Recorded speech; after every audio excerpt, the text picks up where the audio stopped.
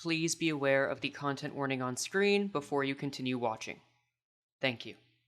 Hey, so you're probably wondering what in the world is going on seeing this title and this many content warnings on a video on my channel. That is more than fair, and the short answer is that it's exactly what the title says. There is a harassment campaign in the works towards me, a few friends of mine, and the fundraiser I run, Absolute Pride Resonance. And as mentioned in the content warnings, this does involve matters related to child abuse, doxing, threats on one's life, adult material including those with depictions of minors, and a lot of other serious and unpleasant topics. I'm gonna once again remind y'all, if you're not comfortable with this, do not watch this video. I know it's a bold thing to say, and I don't say it lightly. Personally, I wish I didn't have to say anything at all, but I happen to be in the best position to shed light on what is going on. As you can see, this video is extremely long. That's because I have to cover 3 years of events that are relevant to it. But after watching the first draft through, I took a long time to get to the point. So, to make it easier, I'd like to start off by giving y'all a summary of what the harassment campaign is, who is involved, how I know this, and what to keep in mind for the rest of the video. After that, it's all context and evidence for the 2 hour or so runtime. If you want to skip to another part, there are also chapters in the description so that you can easily do that. And also, yeah, Mirror Dungeon in the background. I'm a faceless creator and plan to keep it that way. The idea of having a VTuber model talk at you for that long for something this serious felt just wrong. So this is the best B-roll I can give you on short notice. Anyway, here's what's up. A couple of weeks ago, a fella by the name of c-kingdodo started a series of videos about Project Moon creators, one of them including myself and another creator named Kamui Ever. He then, during June of 2026, promised to make a video as a justification to shut down my fundraising campaign, Absolute Pride Resonance, as a follow-up. Before anything else, this isn't a 2 hour long video complaining about someone who doesn't like me or is criticizing the fundraiser I organize. In fact, very little of this video has to do with this dodo guy himself. If it were just that, I would ignore it, as that's just a part of free speech and being online is to be criticized at all moments by people you don't know. However, there are several creators that are involved in this project in a manner that changes it from being a video about any real criticism to a video that's intending to falsely accuse another creator of a crime, cover up the harassment an existing creator has made on another, and to encourage people that don't care for Project Moon's material or creators to get involved in harassing more people. I wish I was kidding, but unfortunately this is the truth. The main 3 other folks supporting this project are the Limbus Company ID reviewer UltranumHere, a longtime Project Moon creator G-chan, and another person who goes by the name Dememenic, who I will call Dem for short. And Dem is the largest contributor of the 4 names I have mentioned for 3 reasons. The first is that he has a history of getting himself and other creators, myself included, involved in any matter of drama. For example, in 2023, Dem's actions led the then main English translator head for Project Moon, Casual Watson, to have his private information revealed to the public. This led to Watson receiving several threats, including death threats, regular harassment, and was a major factor that led him to leaving his job with Project Moon after the fact. Dem has openly admitted that he did this, and there are several other instances he has either caused or significantly contributed to since then. But what's important about his involvement in this video is that he has openly said he feels at home with drama and being at the forefront of it. Again, I am well aware these are bold claims about a person's actions and character. And again, I plan to give evidence for all of this in Dememenic's specific section in the video. The second reason is that Dem was once a contributor to APR and was a part of a social server for people who participated in the event to hang out outside of it. In Dodo's own posts, he mentions that he has chat logs of APR members. This is because of Dem downloading and sharing them with him. And that includes several conversations that were meant to be private and held by people that were very emotionally vulnerable at the time. Again, and you're gonna hear me repeating points a lot in this video, I don't have an issue with criticism. But Dem's reason for doing this is because he believes that the APR fundraiser should act as a governing body and get involved in any drama that comes up with Project Moon fans on his behalf and according to his beliefs. One example I have of this is related to a Korean modder named Kaigi, who was invited to APR in order to help with a Korean and English PM creator crossover event. This fell through when it came to light that Kaigi had abused a child, which led him to be kicked from the APR server. Since then, Dem has listed this as one of his main reasons that myself and other creators in APR are fence-sitters that only care about optics, and why he believes that we deserve to be slandered and harassed. This brings me to the third reason. A purpose of this video, and a large part of Dememenic's efforts, are to frame another creator of grooming a child. Archangela is a longtime and prominently transgender Project Moon creator, and Dem is planning to use screenshots of a conversation that Angela had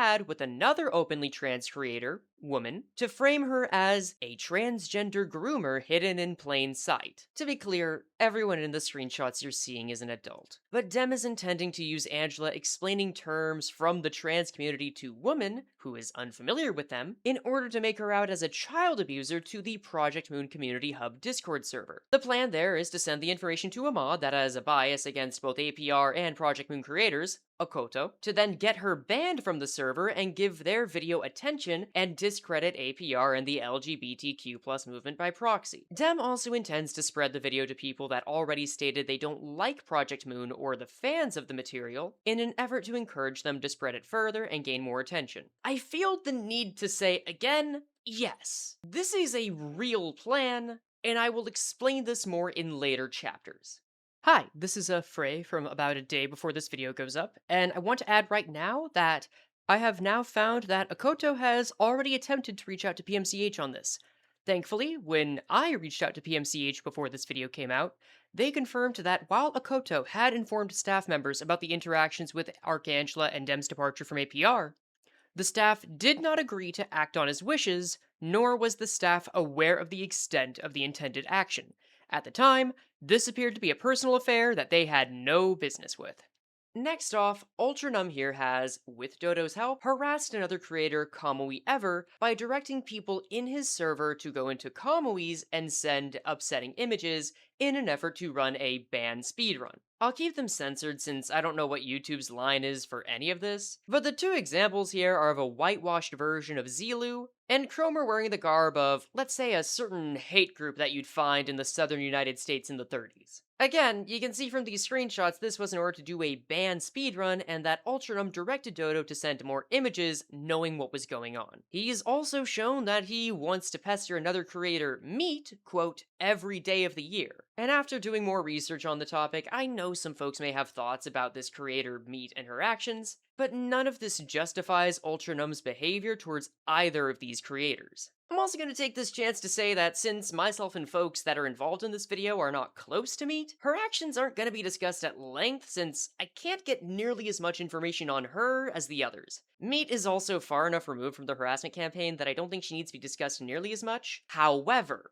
I do think that anyone that feels like they are being targeted maliciously has a right to speak up. And if someone feels like they are being harassed by Meat, including Ultranum and Dodo, they have a right to say something. That being said, whatever this isn't the way to do it, and I plan to prove that Ultranum is not acting in good faith in anything related to Meat, Kamui or other matters that will be addressed in his section.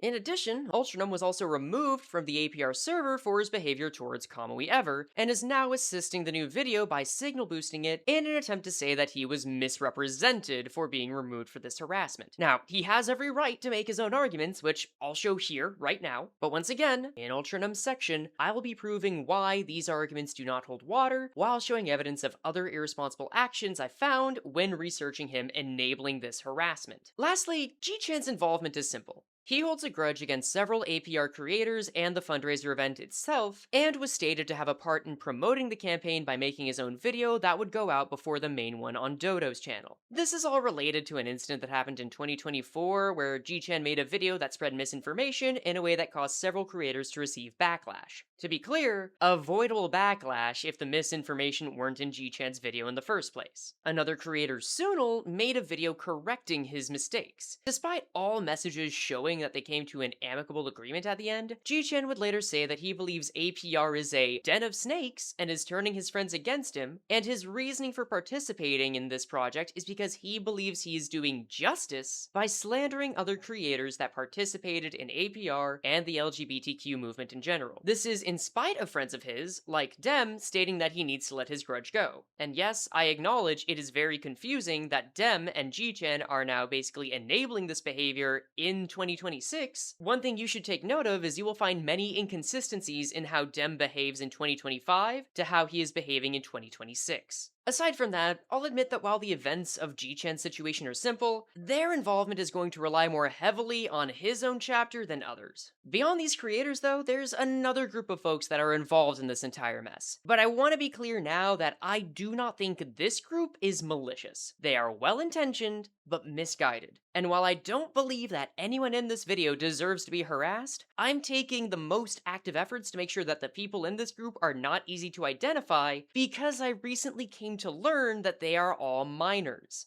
The group I'm talking about is a group of children that attempted to raise awareness of a Project Moon creator on TikTok that goes by Piyu, and accusations of him being a child abuser. For simplicity's sake, I'm gonna call this group the Piyu group, and the document they attempted to share with others the Piyu files. Before we go further though, I want to remind everyone that, while this was not immediately apparent, I have every reason to believe that the folks that ran this effort are children. So outside of information that is already public, or that I can be sure cannot be used to identify them, I will be omitting any material that shows their names, handles, profile pictures, or messages. While I'm taking every action I can to err on the side of caution, you may see sections of this video blurred if I decide to further prevent that risk later. The reason the Piyu group is important though is because their attempts to out a predator were used as pretense by Dodo, Dem, and the others to create their video, as well as one that is already out. I think these screenshots of the kids saying they want it out, as well as Dodo's response to that, speaks for itself. Look, if you're listening on the side, this is a good time to look over at the screen. It's because I learned that a serious matter like child abuse, false accusations, serial harassment, and other harmful actions were connected to this effort that I chose to take action. However, I had a significant amount of help even learning about this. Let's talk about how I know all of this is going to happen before it's even come to pass. It's because I was given information by a person that is in Dodo's server, which is titled the Refraction Ensemble. This is the main place that the video and plan have been discussed. The person who has leaked this information in chats afterward has asked to remain anonymous, and I will respect that. But while I was initially concerned with using this information and breaching privacy,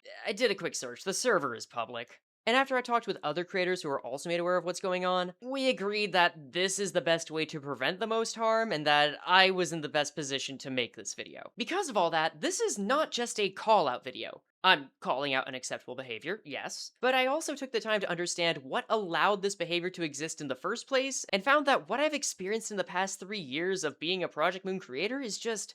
it shouldn't be a normal experience for anyone. It's not normal to be exposed so closely to harassment of a game studio employee, or having to reject being pressured to defend someone who abused a minor, or deal with creators harassing others for ultimately petty reasons. I'm making this video because I've had enough, and I don't want the creators that have started making Project Moon content in only the past year to deal with what me and my friends have over the past 3. The frustrating part is that in the process of making sure I've understood everything properly, I've found information that I never particularly wanted to know, but may as well bring up since it's relevant. For instance, this image? You can make 3 guesses here on what Dem says he has 300 gigabytes of, and you would very likely be right. But we'll talk about that more in the Ultranum section. Because of this, I've also made a second video on how a creator can protect themselves from being involved in these situations in the first place, or stop themselves from making problems for them or other creators. And if you want a summary of the mantra of this video, it's all in this sign. And be ready, cause I'm gonna be showing and tapping this sign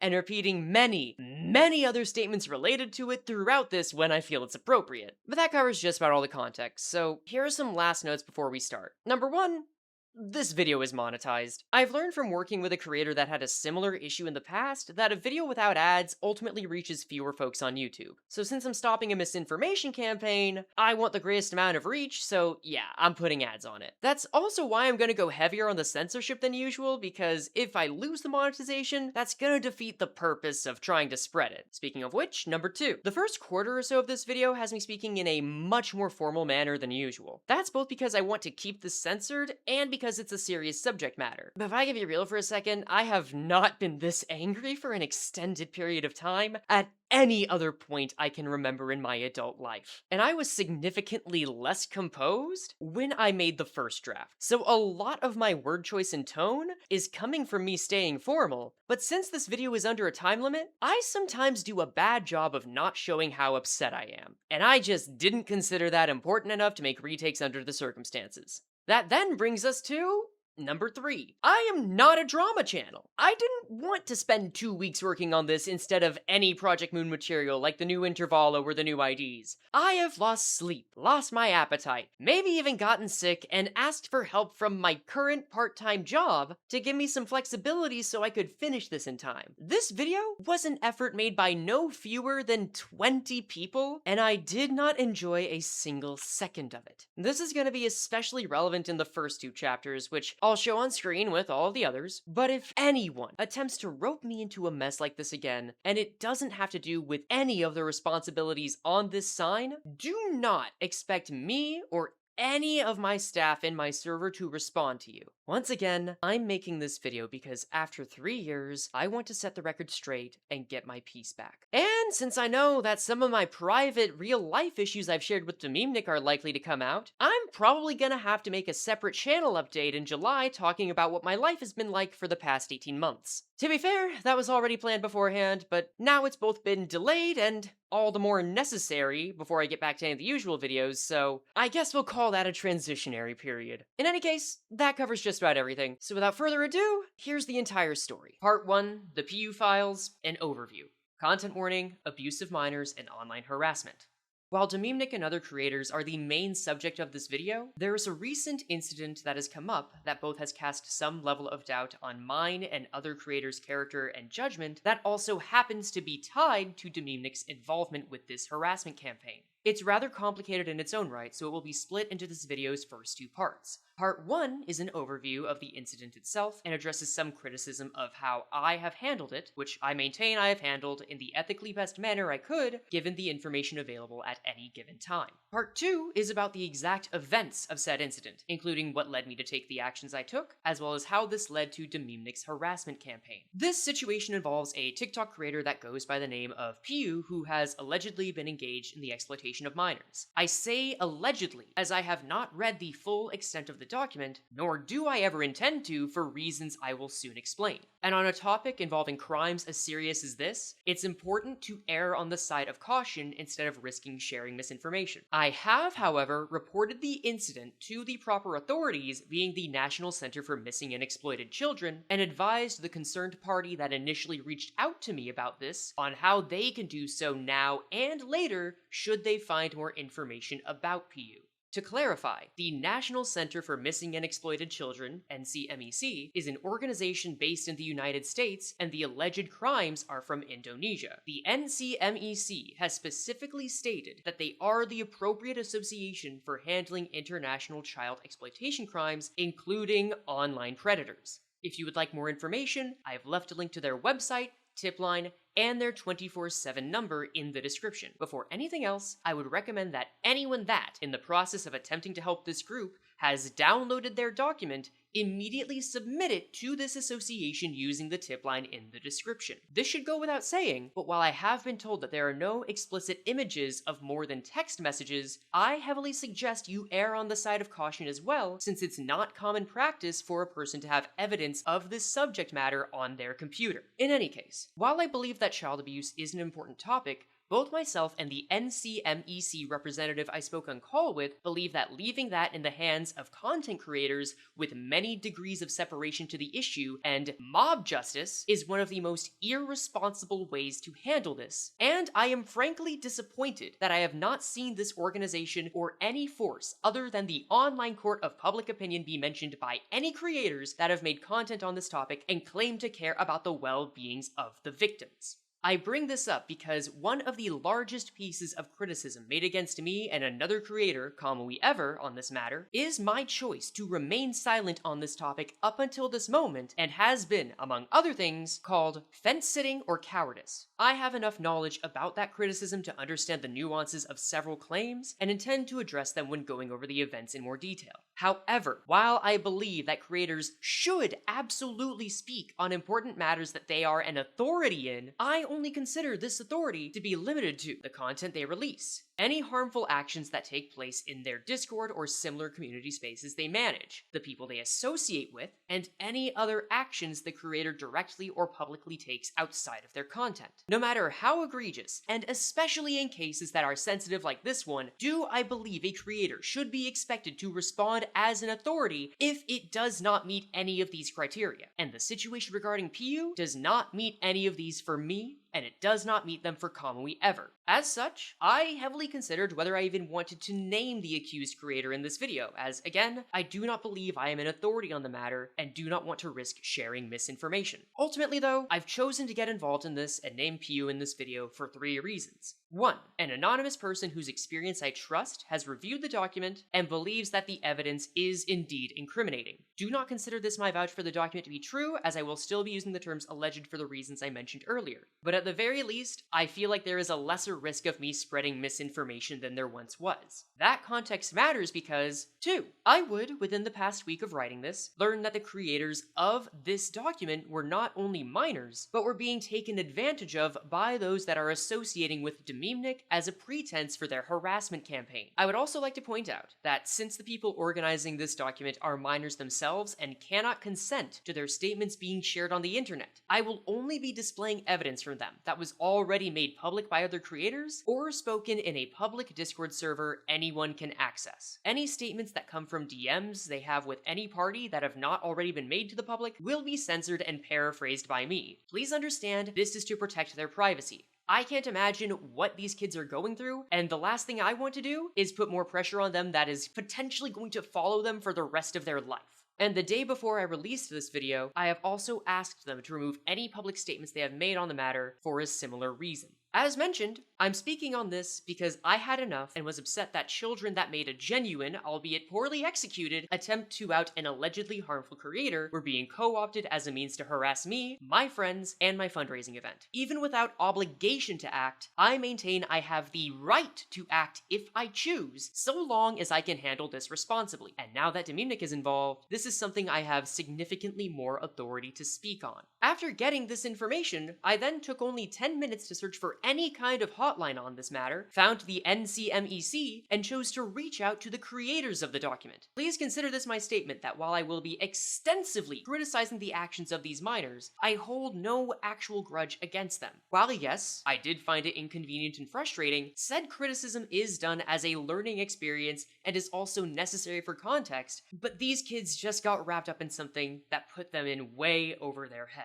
And lastly, my third reason. I am naming Piyu because I know that if I choose not to, several viewers will be hung up on that choice and not willing to listen to me about anything else. And instead of dying on the hill that I have no obligation to speak on this, I would rather let that go in order to focus on the more important topic, as this is how I see myself being able to do the most good and prevent the most harm. I've never met the guy, I don't know anything he's made, and I don't plan on changing that ever. That being said, if I ever see someone using this as a reason to believe that if they harass me or any other creator about a topic enough, they can get said creator to speak on it, I will be tapping this sign. Expect this sign to be tapped at many points later in this video, as it is relevant to Dems and, by proxy, his harassment campaign's claims. Now, here are the actual events. Part 2.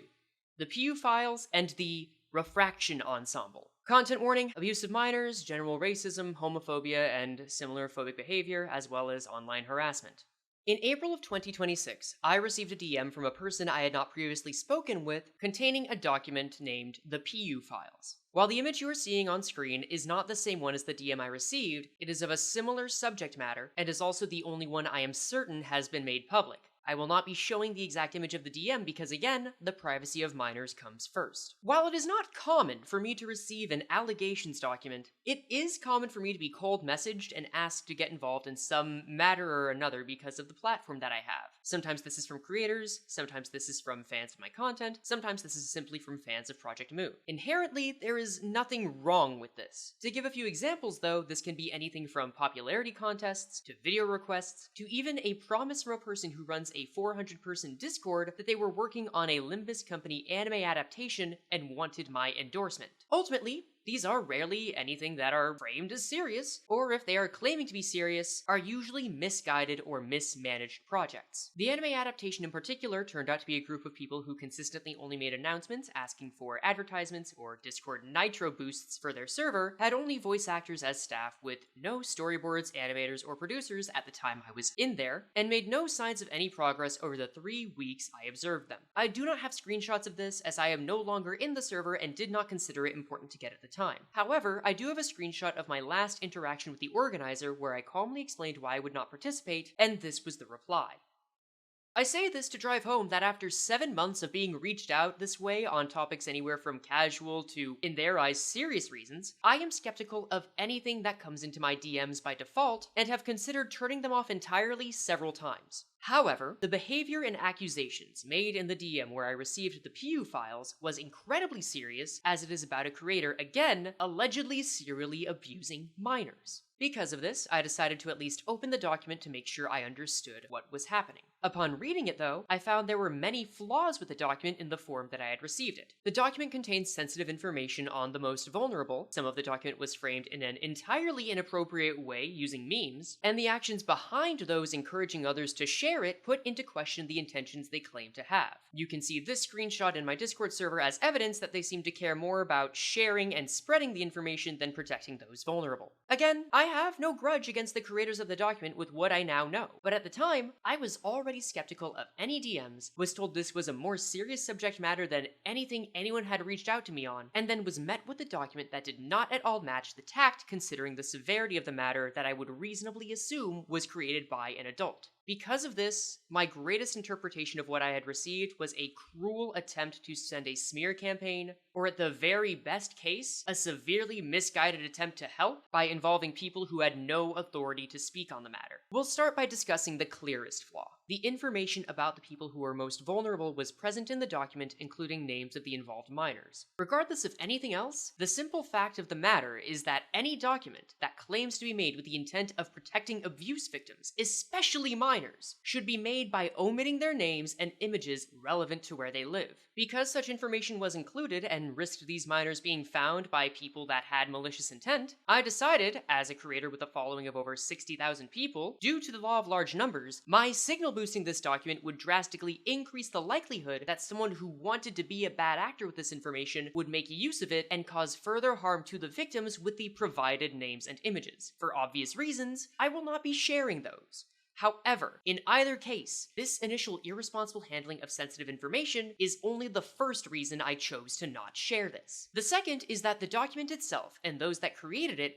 handled themselves in an extremely unserious manner. The entirety of the first page of the Piyu files, in the form I received it, consisted of a meme that I'll just try to recreate here on screen, stating, "Worse than Ultranum?" Normally, I would consider omitting the name of the creator mentioned, but unfortunately, he is someone who is contributing to this harassment campaign in a manner I can prove later. That being said, I do not currently have information that confirms, nor do I intend in this video to accuse UltranumHere of being a child abuser. At the same time though, I do have evidence that confirms he is lax in his server about sharing explicit images on fictional characters depicted as minors. I will again clarify, that is significantly different from the felony of real-world child abuse. However, that fact is also relevant to this video, and frankly, I think it's fair for myself or anyone else to say they are uncomfortable with either. Again, UltranumHere will be discussed more later. In either case, starting your serious Google Doc with a meme is a very good way to remove all sense of professionalism from it and get me to believe that what you were talking about is not real and that I should not talk to you. And while this meme was removed later, this was only after one of the creators who agreed to share it had to go to great lengths and ultimately regretted their choice to get involved in the first place. I will be sharing statements from that creator soon, but I'd like to state at this time that A, I do not condone harassing of any of the creators named in this video, including Dememenic, Ultranum, and G-chan. And B, I do not hold grudges against any creator that got involved with this simply wanting to help children and did not slander others in the process. Quite the opposite, in fact. For more information, here's a discussion I had with one of the creators that agreed to get involved in the project, Picklebloom. Hey, before we get into the interview, I just want to let you know that what Picklebloom has to say involves a disagreement between two creators that aren't really connected to this at all. So because of that, and because the matter itself was sorted out in a way I think was responsible later, I'm going to censor the names of both those creators. They don't need to be dragged into this. Alright, that's it. Now into Picklebloom. I am Picklebloom. I make Limbus Company videos mostly. So, the reason I'm talking with you today is because I understand that you are not only one of the people that were recruited in order to address the Piyu document, but also you were one of the people that agreed to help, and you have thoughts that you wanted to share on how that experience went, right? Basically, yeah. So, can you tell me, like, what led you to want to get involved in the first place? I mean, honestly, it was mostly just that I wanted to help spread awareness about a predator in the community. That was basically it. It was just on the impulse almost. Okay. I wanted to help and be a good person. No, that makes sense. It's like you have a good Samaritan impulse, so it is hard to, like, if you hear something terrible is going on, it is very easy to think, oh shit, something has to happen, right? Yeah. So, as far as I understand, there is a Discord server that all people were invited to. I know I got a link to that. I know, like, Kamui got a link to that. I take it that you also joined it, right? Yes, I did.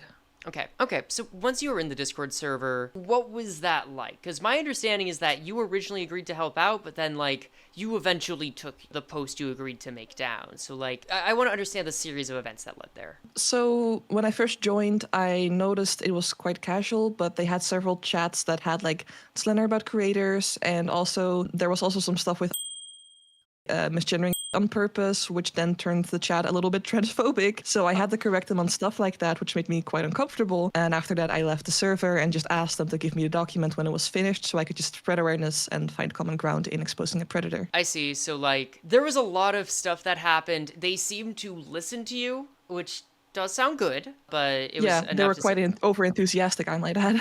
Okay, you know what? Better than aggressive. But yeah, I take it, like, later on, I also found out that, oh, these are kids. So, like, was this, like, around the time where you started to think something similar, like, oh, these aren't adults handling this? Yeah, it was getting quite messy in there as well. And, like, they were, like, sending, like, AI Tung Tung Sahur memes and pinging me in them and stuff. And I was like, okay, yeah, these are children. Okay, I see. Okay, so then you left the server, you asked for when the doc was ready, and then what happened?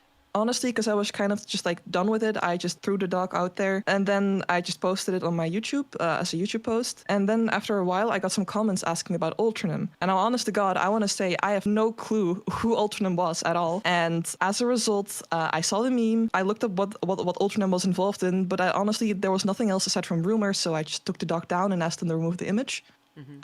Which took, and after like 8 hours, I just took the document down from the post, got contact, and just like kept the post up about exposing Piyu because, you know, I felt like that was appropriate. After a while, the Piyu group contacted one of my mods, and they tried to explain that Ultranum, or they like tried to make me believe the rumors on Ultranum. But honestly, me and my mods weren't having it, so my mod asked them to just take the image down, which they did, so then I put the document back up. I got some comments about like a group chat taking down evidence and stuff. It was incredibly messy. After that, and also after learning that the document had sensitive information, the document has just been removed from the post entirely, but the post about Piyu has just been up. Okay. Right, so basically, throughout all of this, it sounds like there was, like, one concern after another, just trying to make sure the information on this doc stayed consistent, and is it safe to say that when you tried to, like, get them to change anything about it, that, like, it just didn't seem like it was going too well? Yeah, well, when I asked them to remove the Ultranum image, it took a while, and like even after I asked them and they said they would do it, they just didn't want to do it, and they tried convincing me. My mod said Ultranum was like, a lolicon and stuff. Right. They weren't really willing to cooperate unless we like were very, very, they were really persistent. Yeah, yeah. Okay. But they did end up listening, I do want to say, Right. so. Right. They did end up listening. That is, Yes. I have seen a version of the document when I needed to do like a bit of research for this video. I can confirm the image did get taken down. So like that did happen. That clears up a lot. And I guess one final question: did anyone ever talk about like bringing this to any kind of like authority or group? Like before we got on this call, you told me like there was an intent to bring them to the authorities. Was there like ever any specific organization called? Like to my knowledge, like something like the National Center for Missing and Exploited Children was what I found to be the one that is the most reliable. Was there anything with the name? I guess is what I'm asking. No, all I saw some people talking about it, but all I saw was like sending evidence to the police. No specific organization or anything. Okay, before any of this, did you hear about any organization that was meant to deal with this kind of thing? Meant to deal with, like, other than the general police, how to deal with cases of exploited minors? No, I personally didn't know any organization myself, and the people in the server also weren't talking about any specific organization aside from the police. Okay. Well, thank you very much for giving the information. I personally want to say, like, hey, as far as I'm concerned, you tried doing your best to help them. Again, I, knowing what I know, have a hard time being too hard on them, because if you are like a minor and you are in this situation, you don't really know what to do. But yeah, this clearly wasn't it, and creators clearly weren't the people to go to about it. I also want to add, I just don't have any experience with Google Docs at all, so I could have handled it differently, but I just didn't have any experience, but I definitely learned from this. Right. I'm sorry you had to learn from it in this way, because, like, as far as I'm concerned, you were someone that wanted to do the right thing, and you were basically put in a position where it was very hard to even know how to do that. Yeah, it was messy. Thank you again. Of course. After receiving the initial message, I chose not to respond after seeing the first few pages of information and already doubting it. Then days later, people that were a part of this group spreading the document joined my Discord server. Other than just generally acting like the kind of people that would not be a good fit in my server regardless, they made a statement in there that their goal was to get 100 creators to share this document in a matter of 2 weeks. Now, speaking as someone who has had to make a Google document about a bad actor and sex pest before, when you are trying to share this information, you do so by ensuring that those that could retaliate against you or those vulnerable have the minimum possible chance of doing so. And not only does speaking in a public forum about your goal to share this with 100 people with large followings already draw attention, but that goal itself is extremely overkill for what is necessary to make those close to the creator and victims aware of this behavior. To call a spade for a moment, this and the previous information led me to reasonably believe that the people sharing this document either did not have any consideration for any abused minors, or simply created this as a game to instead use the idea of a traumatic experience to manipulate and coerce others. And this was my stance on them until, again, recently receiving information that not only were they minors that were making a poorly executed effort, but that they were manipulated as well by the people making this harassment campaign. While I have more information that reinforces that initial stance, I believe I've sufficiently made my point. Instead, I'm going to end off this point by talking about how one of their members spoke to my own mod, as the screenshots related to this have gone around in the past weeks. Now, in this instance, I'm making an exception and keeping the name and profile picture of the person that spoke with them up. While this person is indeed a minor, the reason I am not hiding their name is because A, they have changed it several times since this conversation and it is no longer a clear identifier, and B, their name and profile picture are relevant to the message as it is someone role-playing the character Callisto from Limbus Company attempting to convince my moderator to convince me to share the document and vaguely threatening my reputation in the process before my own mod tells them that this is not constructive at all. Here are additional screenshots of the interaction after the person changed their profile picture and name, meaning I am now censoring them, and how my moderator essentially told them to please remove a short slandering me for my choice, and clarified when falsely accused that we have not ever gone after them. Once again, this is for context as a learning experience for anyone that wants to handle a situation as serious as child abuse. I spoke with this person as well, and again, hold no grudges against each other. Please do not harass anyone, and instead consider watching my guide, which considers how to responsibly make Google Docs as well. While we're at it, my request to not harass anyone isn't even a statement I make to cover my own ass. There is a section later where we'll discuss several examples on why that is a bad idea, period.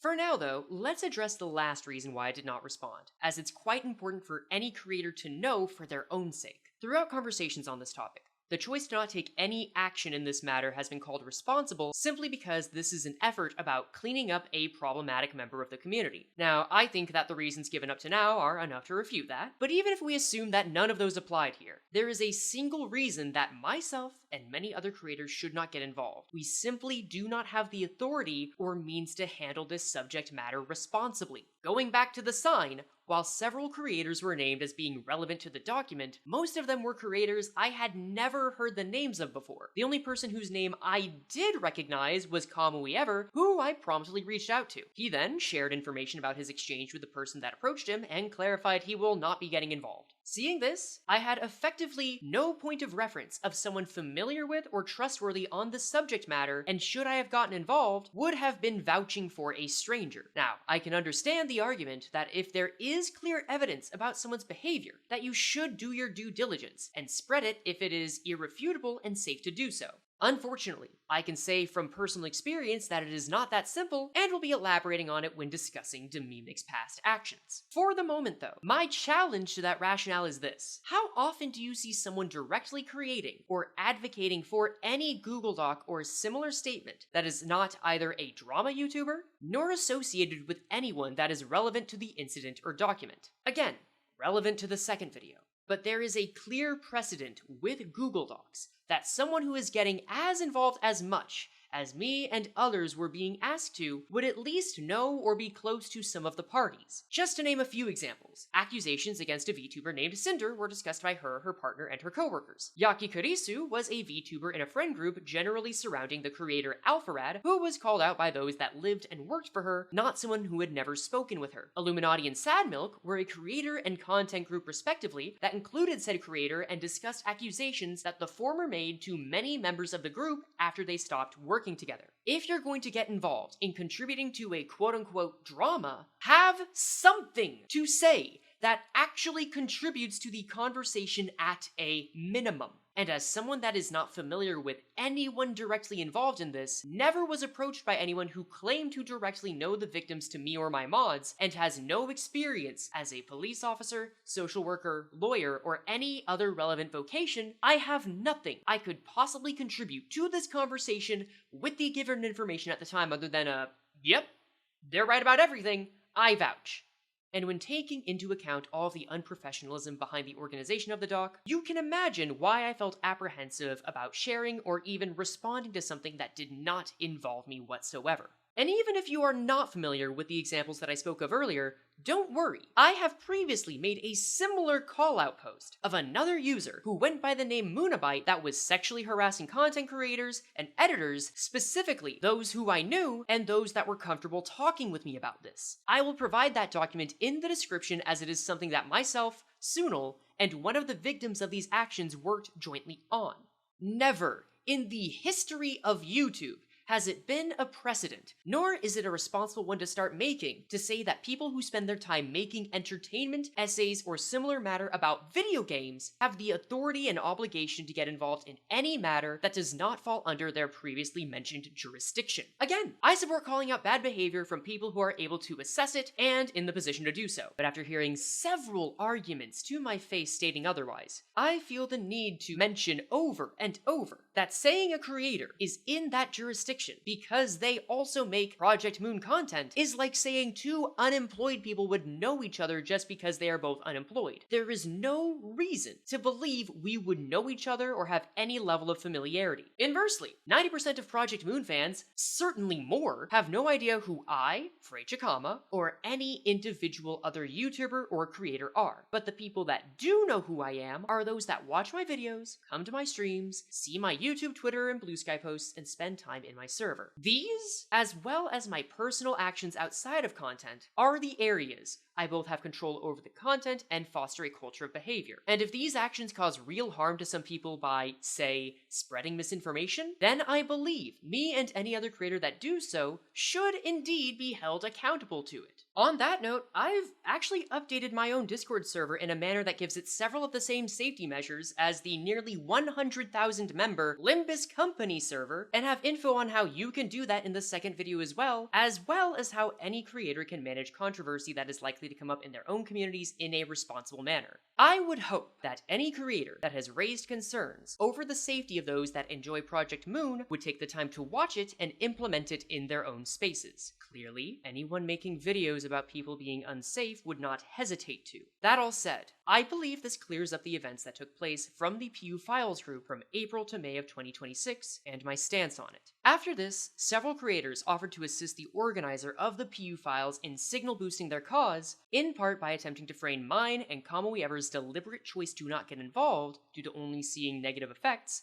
as behavior that needed correcting. The two that are most relevant to the topic at hand are users that go by the name Claymanyo, also called CNC on YouTube, and c-kingdodo, full name Communist King Dodo. Claymanyo, to my knowledge, is not terribly relevant to much of the subject matter other than speaking on it with the creator of the document. This is not a creator that is a part of the harassment campaign, though he has expressed interest in reviewing the videos and content of the creator that is, and his content that is related to the campaign. In other words, he's closer to having been a fan rather than someone contributing to it. That being said, while I think Claymanyo's statements are misguided and do not hold up to what I have stated up to now, the only reason I bring them up is to reiterate this. Neither of these creators makes any mention of contacting any authority outside of internet mob justice. How exactly did we get to a point where the person who wanted to help wasn't willing to do a simple Google search to find out how to contact the authorities, and then chose to use social media peer pressure that is not even making the abuser as the primary focus, and instead creators who were minding their own business? Why did the person that didn't want to be involved have to do that? An entire Google search from someone closer to this matter than me would have addressed this in a much less messy way. Frustrations aside, I am not here to make accusations against Claymanyo at this time. I'm just stating this as another example as to why expecting creators to handle these matters is a bad idea. However, King Dodo is another story, as he is right there with creators G-Chan, Dememenic, and UltranumHere as contributing to the harassment campaign. He has made 2 videos since the Piyu Files started to become relevant, one of them about myself and Kamui, and like Claymanyo, did not make any mention of any authority figure outside of online peer pressure as a solution. However, I am not surprised by this. One look at his channel makes it clear that this is not a person that speaks from good faith, and I do not feel the need to elaborate on that more than these images on screen. While I have no desire to show them here, his comment sections clearly show that most of the people that watch his videos also fervently disagree, and one of the reasons I was hesitant to make this statement at all, as I consider them a grifter as described by the definition currently on screen. I would also like to take this as an opportunity to mention that if you'd like to prevent yourself from seeing someone's content or stem their reach, the easiest way to do this is by clicking the Don't Recommend Channel button. Whenever I state that I don't believe a creator should be harassed, please understand I'm implicitly stating that taking this action is the better choice. However, King Dodo's actions are quite relevant insofar as he has been assisting the other members of this harassment campaign. After his 2 videos on the topic, he made a community post stating that he intends to create a video that would slander Absolute Pride Resonance, which I am running this year. Of course, if this was all about him making another video about something related to me, I would ignore it. To be known on the internet is to be constantly criticized by people you do not know. However, despite the fact that he has stated that APR is just a pretense for him, he was approached by Dememenic, who is someone who formerly participated in APR and was part of a server of people who remained friends after the original event in 2024. Before leaving the server, Dememenic downloaded the logs of every conversation that was had within that server and offered it to King Dodo to assist with his video. I assume this was done before the major expose announcement was made, as he mentions having an informant. This was Dem. Also note that throughout this video, you may see Discord logs of messages from the several servers where this harassment campaign has been mentioned or planned, and due to the way they are formatted, those logs are meant to be read from bottom to top, rather than top to bottom. When any of these appear, there will be text on screen noting it as such. These two, and several others, would then talk about how to go about making this video in UltranumHere's server, which is named The Barbershop. There are many screenshots worth noting, so feel free to pause through to read them. After some time, though, they would recognize this was not the most secure spot to speak about slandering creators, and instead chose to move to Dodo's own server,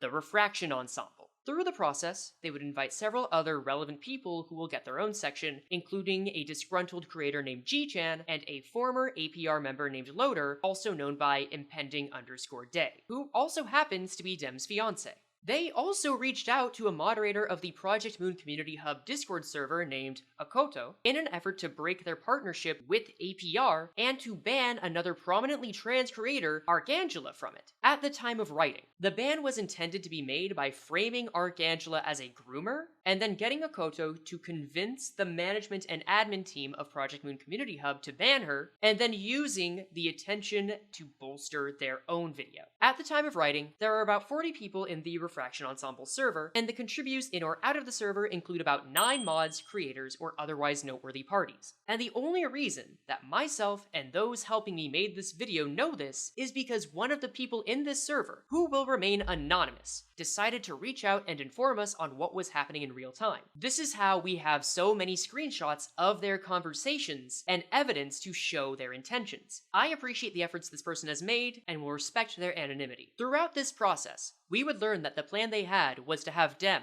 in his words, conspire against APR and create a large script about his experience with the creators in it and use that as a means to reach out to people that already did not like Project Moon, the creators that made content for it, APR, and outright International itself. Dem's document would then be used as a large reference for King Dodo's video on this after it was completed, and G-Chan would make a video first in order to spread the word. While I have no intention of reviewing or responding to any of the videos that come out, I would rather get back to my life and don't consider them any real concern. This, combined with my past experiences with Dememenic, is where I considered him to be a present danger to those that associate and listen to him, and chose to take action in specifically refuting his, Ultranum's, and G-Chan's claims. Also, for transparency's sake, UltranumHere did not join the Refraction Ensemble server, but both agreed to promote King Dodo's video and use his banning from APR for harassment as ammo for it. Around this time, this is also where CommoWeEver decided it would be a good idea to give some response on the entire Piyu matter, so we assisted him with making some kind of community post that was accurate and would help give him some comfort.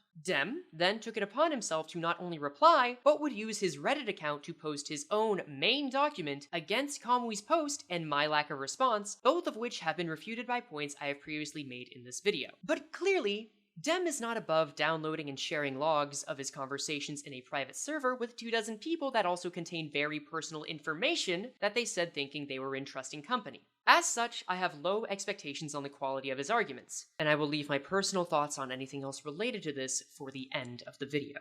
I do want to say that the anonymous source provided logs in their server of some folks that handled the Piyu document, saying that they wanted nothing to do with these guys, and the creator of the document replied to CommoWe's community post. This is the means through which I learned it indeed was children and not adults intending to do well through a poor execution and were misled by people that instead wanted to fulfill their own grudges or power fantasies and would rather turn this into a harassment campaign using the situation as a moral pretense and nothing more. This is when I chose to look more into this myself, found the National Center for Missing and Exploited Children, and reached out to 2 members of that group. We agreed that I would be willing to speak with them only about filling out the NCMEC's tip line form. They apologized, and I would again like to reiterate, I hold no grudges. However, and I acknowledge I have been quite repetitive with this, any concerned party or creator that chose to get involved could have saved so much trouble by doing a Google search to find the proper authorities. Just because this series of events resulted in the kids getting the tools they would need does not justify them taking these actions. That rationale is the same as saying that you were justified in breaking down the wall of your house to go outside when the front door was right there. So I do not want to hear anyone saying that this was the right way to go about it because of the end result. We have now addressed everything about the Piyu situation and can move on to discussing Dememenic and everyone else's actions. Content warning, harassment, doxing, death threats, child abuse, slurs, and explicit material depicting minors. Let me just start by saying I am nowhere near done telling people to not harass these or any other creator. But if anything you see makes you upset, Please instead excuse yourself from anything they make and click the Do Not Recommend Channel button on YouTube or whatever equivalent there is on other social media. The reason I say this will be clear soon. Now then, on to Dem. Dememenic is a person I would generously call a very invested fan of Project Moon's content that has associated himself with fans and Project Moon content creators since well before the days of Limbus Company. Note that he does have a YouTube channel, but is not a career creator himself, nor does he intend to be. Other than serial harasser, I cannot say I know exactly what term to use to explain his behavior other than perhaps the term internet crusader or aspiring vigilante. And I say this because counting his current efforts, he's now been deeply invested in at least 3 troubling incidents related to Project Moon fans that I am aware of. This section will discuss every incident I've known him to be involved in. I first met Dem during May of 2023 while working with another creator named Yokumi. At the time, I was getting my video editing business off the ground and working as the editor of Yokumi's then weekly series called Will of the Wednesday, which was a series that talked about the usual Limbus updates, framed in the style of a 10-minute news show. To give you a sense of how long ago that was, Kanto 4 had just released. I had only just posted my first Limbus Company essay and was at under 2K subscribers, and wasn't in touch with any creator other than Yokumi. And during this time, Project Moon's Limbus Company English translation team was going through their own incident. At the time, a group of dedicated fans of Project Moon's previous games, called the Cool Kids Club, were the official team translating Limbus Company into English. That included, among others, 2 people that went by the names Casual Watson and Neat Penguin. Casual Watson was the most prominent member of this group and had recently undertaken the job of translating Limbus Company's Kanto 4, which was the longest update to the story to date by a wide margin. Sometime in late May, Yokumi was reached out to by Dememenic, who had asked him to assist with making a Will of the Wednesday style video about concerns regarding Casual Watson shirking his translation work. Dem then invited Yokumi and myself to a group chat about this to give us more information, in which we learned that he was working with a larger group of people in a server called Before Dark to gather examples of Watson making mistakes, typos, and taking liberty with the localization of Limbus Company. In this, Dem claimed he wanted to ensure that Limbus Company's dialogue would not, in his words, end up like Honkai Star Rail, where they reference a bunch of memes like Rick Astley, the Metaverse, Heisenberg from Breaking Bad, and whatever this is. And if you're watching this and don't really have an idea of what this is about, this happened around the time Dante was written to use the phrase, "aw shuckaroonies." By all accounts, this was a non-issue. Yes, we can confirm that there were examples of typos, but these days, we just make our 300 lunacy jokes and move on. In 2023, though, I didn't know this at first, but we would come to realize that Dem was complicit in creating a harassment campaign against Watson over this. To be clear, Yokumi and I realized what was happening midway through the project and then immediately stopped trusting Dem or anyone he introduced me to. We would then work towards finding some countermeasure, as Dem was planning to create a video with a second creator in order to share his flavor of criticism. We will go over this more later, but this criticism would eventually result in Watson's sensitive information being leaked and him receiving physical assault and death threats in general. I repeat, this was over typos and localization choices. What Yokumi and I instead did was only give Dem enough information to be placated and made it a point to tell him as little as possible about our efforts going forward. However, Yokumi did make a public post stating that they were going to cover the Casual Watson subject matter in a video, and in the process of trying to find more information, I replied to a comment on a previous video of mine from someone who offhandedly mentioned they worked on the translation for Limbus and asked for their opinion. Luckily enough, I received another response from someone who claimed to be an associate of Watson asking us to stop, believing that we were fully on board with what Dem wanted us to do. I took this as a chance to reply to the said comment to offer to speak with them in private, which led to talking over Discord. I then deleted the comment for their privacy and continued to get their side of the story. We made every effort we could to prevent Dem from learning about this, solely for the sake of not letting Dem have any reason to believe we were going to make a more balanced video that explained that there are criticisms, but that Watson was genuinely being harassed. We made this choice because, since we were talking about an employee that was at the time a public figure, Yokumi and I were concerned about doing something that could get us sued for libel by being involved in the first place. And after speaking with someone separate from the entire matter about how to avoid libel, they suggested we stay hands-off and frame it as presenting both sides, but also make a call to action that prevents harassment at the end. The effort also felt necessary because, again, Dem reached out to a second creator who was willing to make a video closer to the tone he asked for. So if we did not act, Dem's message would be the only one that was going out to the public. Now, since then, I have rewatched the video Yokimi and I made for the sake of refamiliarizing myself with the situation after 3 years, and linked it in the description below for evidence. In the end, Yokimi and I worked almost an all-nighter to finish getting all of the statements and release the video in order to have this done before the other creator. While both of our reaches were small in comparison to what the average Project Moon creator reaches now, we were concerned that people would behave based on which video came out first. In retrospect, this was a naive way to think we could make a positive change, as the harassment was already well underway. And despite these efforts, I personally don't believe we made any difference whatsoever. All it served to do was cause Yokimi to get scrutiny from the Before Dark server for this. I should also mention to anyone that watches this video, there is a section where we're giving Watson's side of the story, and they say that they asked us to not make a video on the topic. Now, the video clarifies that we did get permission to continue on it after that request, but only a minute later.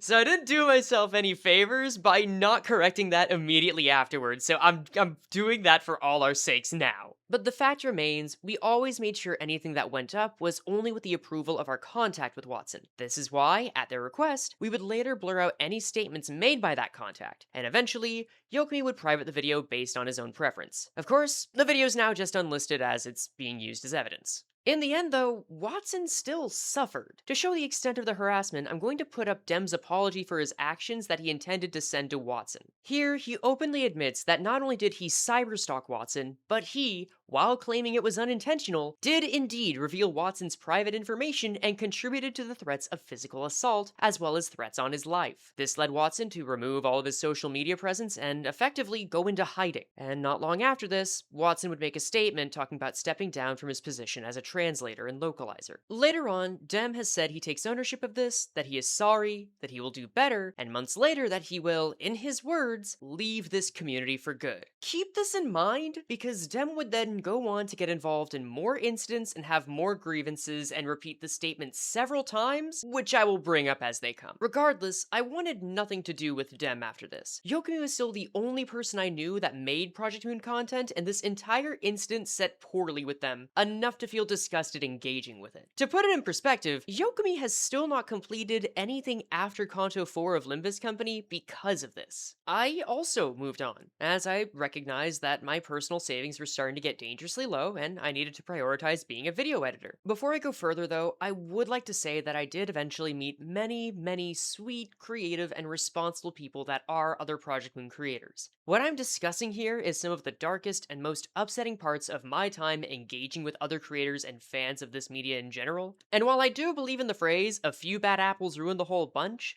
the entire purpose of this video is to call out actions like this and provide more solutions to help creators prevent and protect themselves from these issues shown in the second video. Furthermore, when I say I do not want anyone to retaliate against or otherwise harass these creators, please know this incident with Watson is why I mean that and know what it can do to a person. Just stop engaging with them. Don't harass them, please. Again, I speak about the value of not giving people more attention than necessary in the second video guide. Clearly, what's happening here is an unfortunate exception to that rule. While Yokimi and I were dealing with the Watson event though, Dem was speaking with another creator, Sunul, who happens to be a friend and creator that I trust. And May of 2023 is when they first began to talk. Here is Sunul's statement on how he came to know Dememenic. In short, this was around the time Dem started complaining about casual Watson. Unlike myself and Yokimi though, Sunul was removed from a lot of what Dem had said and done in the situation. All he received was a few messages from Dem in DMs about his frustration with Watson, and would only receive any admission from Dem that he contributed to Watson's doxing much later. I met Dem May of 2023, and at that moment,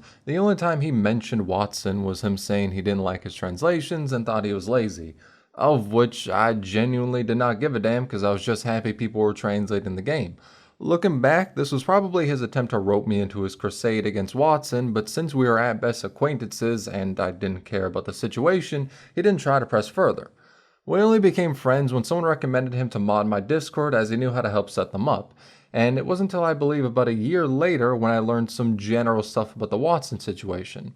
But at that time, the only understanding I had was that a different group contributing to the doc was the one that harassed Watson the most, and someone else did the accidental doxing by giving Dem a link to Watson's archived Twitter, and Dem, not double checking it, linked it in his callout doc. Though Dem felt bad as it was still his doc that did it, and when I received that limited knowledge, he was very remorseful about it and was reaching out to parties to try and apologize for what he did. So, I decided not to cut him off, as I actually thought he was trying to change from past mistakes, which, at the time, I thought was a one-time thing. I did not expect this to actually just be common with him.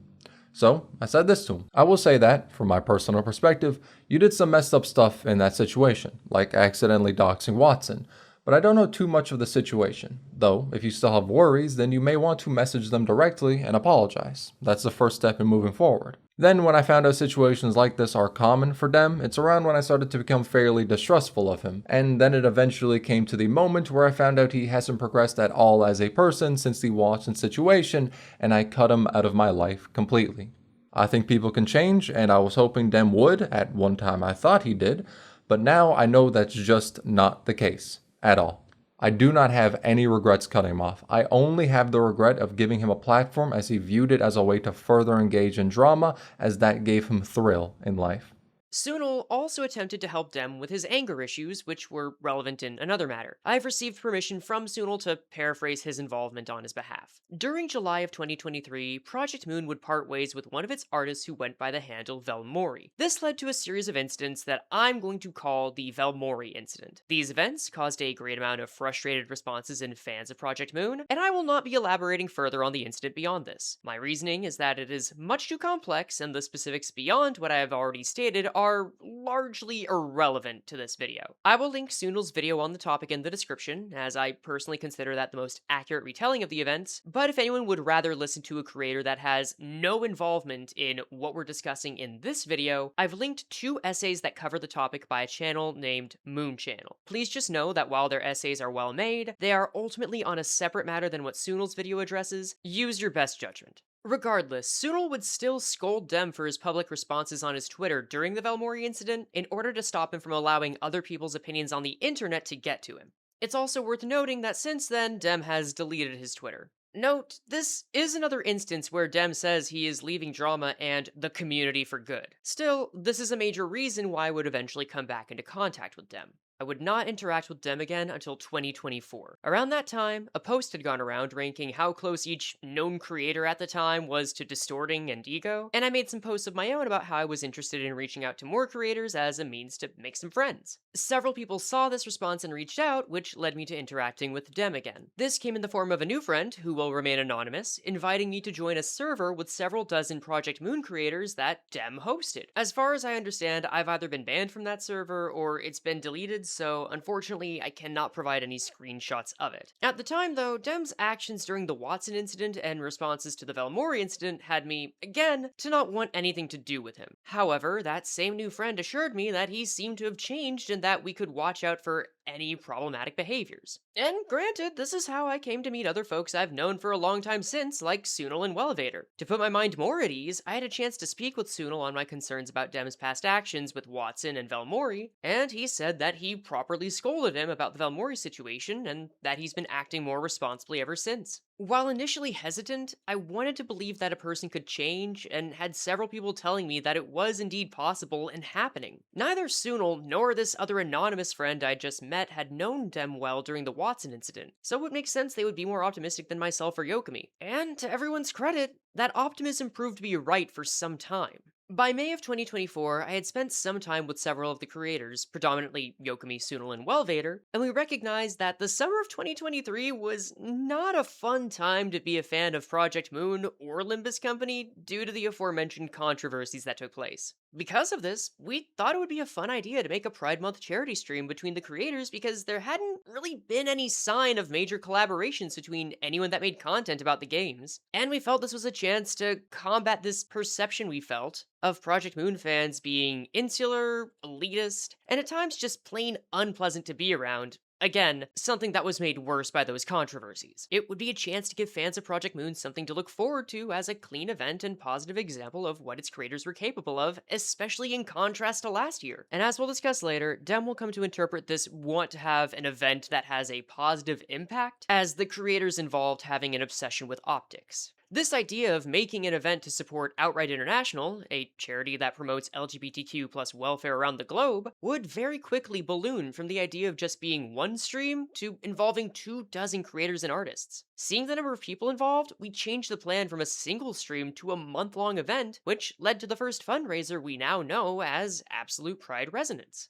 or APR for short. During that time, I took on the responsibility of being the sole manager for APR 2024. It was enough effort that I became quite stressed and even struggled to sleep and eat during those events.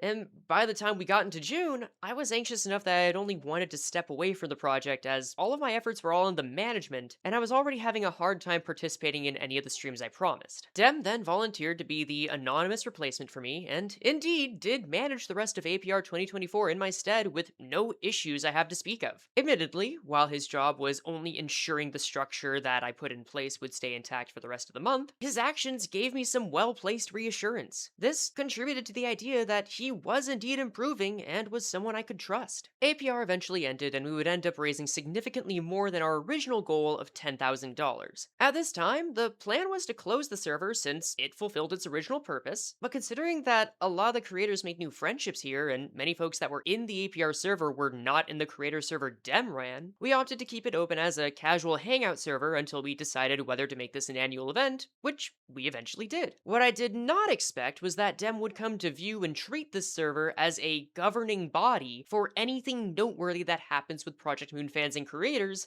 and in some cases, a tool that decided winners and losers. That being said, for the rest of 2024, there was no trouble to speak of regarding Dem. While he did show signs of insecurities, they felt like something to help support him through, as by now, we considered him a friend. I even included him in one of my streams that eventually became a video in the following year and asked him directly if he was comfortable with his role in it being the butt of the joke for a bet he made and lost, to which he not only agreed, but made his own jokes in response. However, he did choose to leave the APR Friends server in January of 2025 on what, based on my attempts to check on him, were good terms. By all accounts, I saw this as him recognizing he simply had other interests or wanted to be around people that weren't familiar with who he used to be. I let him know I understood where he was coming from, that he would always be welcome if he changed his mind, and wished him the best.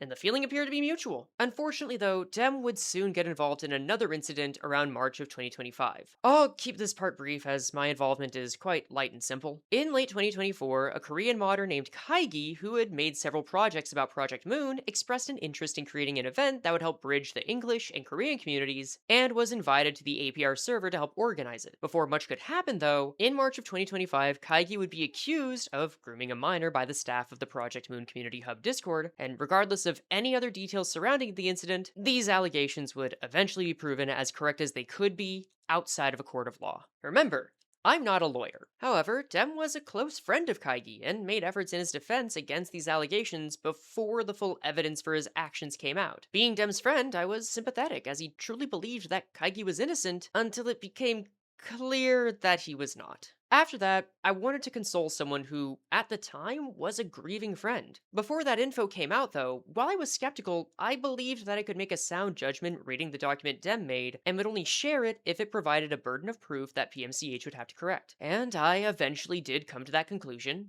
and I shared it. Then, later, when the Project Moon Community Hub team would release their own statement proving that Kaigi was indeed guilty, to the extent I said earlier, of what he was accused of, and accounted for Dem's statements, I also shared PMCH's response in the same way I shared Dem's. But frankly, I wish I never got involved in the first place. In fact, I hope anyone watching this can understand why I've grown to be so hesitant on getting involved at all in these matters going forward, as my input was absolutely unnecessary, and outside of consoling a friend, this matter was none of my business. Once again, if you come across anything you believe is evidence of the exploitation of minors, do not involve a content creator. Contact the authorities, and a link to the NCMEC tip line is in the description. Regardless, I made the choice to remove Kaigi from the APR server before Dem released his public statement. Dem has since taken issue with that, seeing my choice as one made for optics and no other reason, but frankly, I don't believe I need to spend much time defending myself. Kaigi was proven, beyond any reasonable doubt I have, to have engaged in the acts he was accused of, period. And I have every right to not want to associate with someone like this. Suggesting that I have an obligation to do otherwise is just ridiculous. I assume that most people understand this. The current Dememenic, though, notably does not. Kaigi would later reach out to me in August of 2025 to invite me to another event. As a reminder, I had spoken with him initially about handling a project before this incident started, so this wasn't the first time we DM'd each other. But while I responded in a friendly manner to him, as he is ESL, English is his second language, and I found that that tone is the best way to bridge communication barriers, I left a non-committal response and said that I did not believe that it was a good idea for him to associate with the community going forward. Dem would respond positively in my DMs, say that Kaigi is wrong for rejecting my message, and then again say he's leaving the community again. Apparently, though, this was not true, as Dem has now claimed within UltranumHere's server that I cared way too much about keeping APR looking clean and that Kaigi was not justified in his removal. While he has other grievances, this is one grudge he is strongly held on to. From here on, I wouldn't speak with Dem, and also largely stopped speaking with nearly every other friend I had made in APR. And this wasn't due to any major falling out, but because I experienced a major life event in January of 2025 that put my ability to stay housed into question for some time, and my focus just had to move elsewhere. To be frank, my long-term ability to remain housed is still in question, though to a lesser degree. But like I said in the intro, Dem already plans to make my issues public, so I'll save that for a more personal channel update video later. Also, I'm gonna take this chance to apologize if I sound generally frustrated throughout all of this. Again, I'm not a drama creator, and I don't like being in this. We've put a lot of effort into making sure that the info out here is accurate, so I'm giving myself a bit of grace on not sounding emotionless. Later that year, Dem would then block the accounts of several APR members, including myself. To some, he would send a message suggesting that we manipulated him in some way and then stopped speaking. While it was concerning for people who considered him a friend to see this, I wouldn't say that this was inherently harmful. To myself and others, we saw this as a reason to detach from him and respect his space. Months later, he would then send another message to several of those folks apologizing for that exit, including myself. But by then, myself and several others had moved on and grown tired of Dem vaguely mentioning something ominous to them, and some were understandably betrayed at being called a bad friend from out of the blue. Beyond this, all we knew was that Dem would go on to work full-time for Predwin, which is a database and wiki for Limbus company, and we just thought everyone was going to go on with their lives. This would be the last interaction myself and many of my friends would have with Dem. Outside of that, we would talk every so often. I have a few DMs with him from as early as this year, but I also wanted to keep my distance from him, both because of his irregular behavior and because I just, in general, have had reasons to be less open with people in 2026. I wasn't responsive to him at times, but when we did speak, all seemed normal. Of course, now I know that's not the case. Dem has decided to take part in this Refraction Ensemble effort with his own grievances of mine and other creators' actions, and only through advanced knowledge did myself and those other creators come to understand what those grievances are. It's here that I would now like to move on to the main arguments that all of the collaborators on this video believe Dem and these other creators have and intend to use to slander us and invite people that aren't even fans of Project Moon to harass folks. While I trust the viewer to come to their own conclusion, I'm confident enough in these arguments that by the end, I feel assured you will see how flawed they are. Let's begin. Part 4, Dememenic. Content warnings for transphobia, allegations of child abuse, mentions of explicit material, harassment, and various mentions of assault. We'll start with Dem's accusations, as he has the most and towards the greatest amount of people. First, let's begin with his most serious accusations against a creator named Archangela.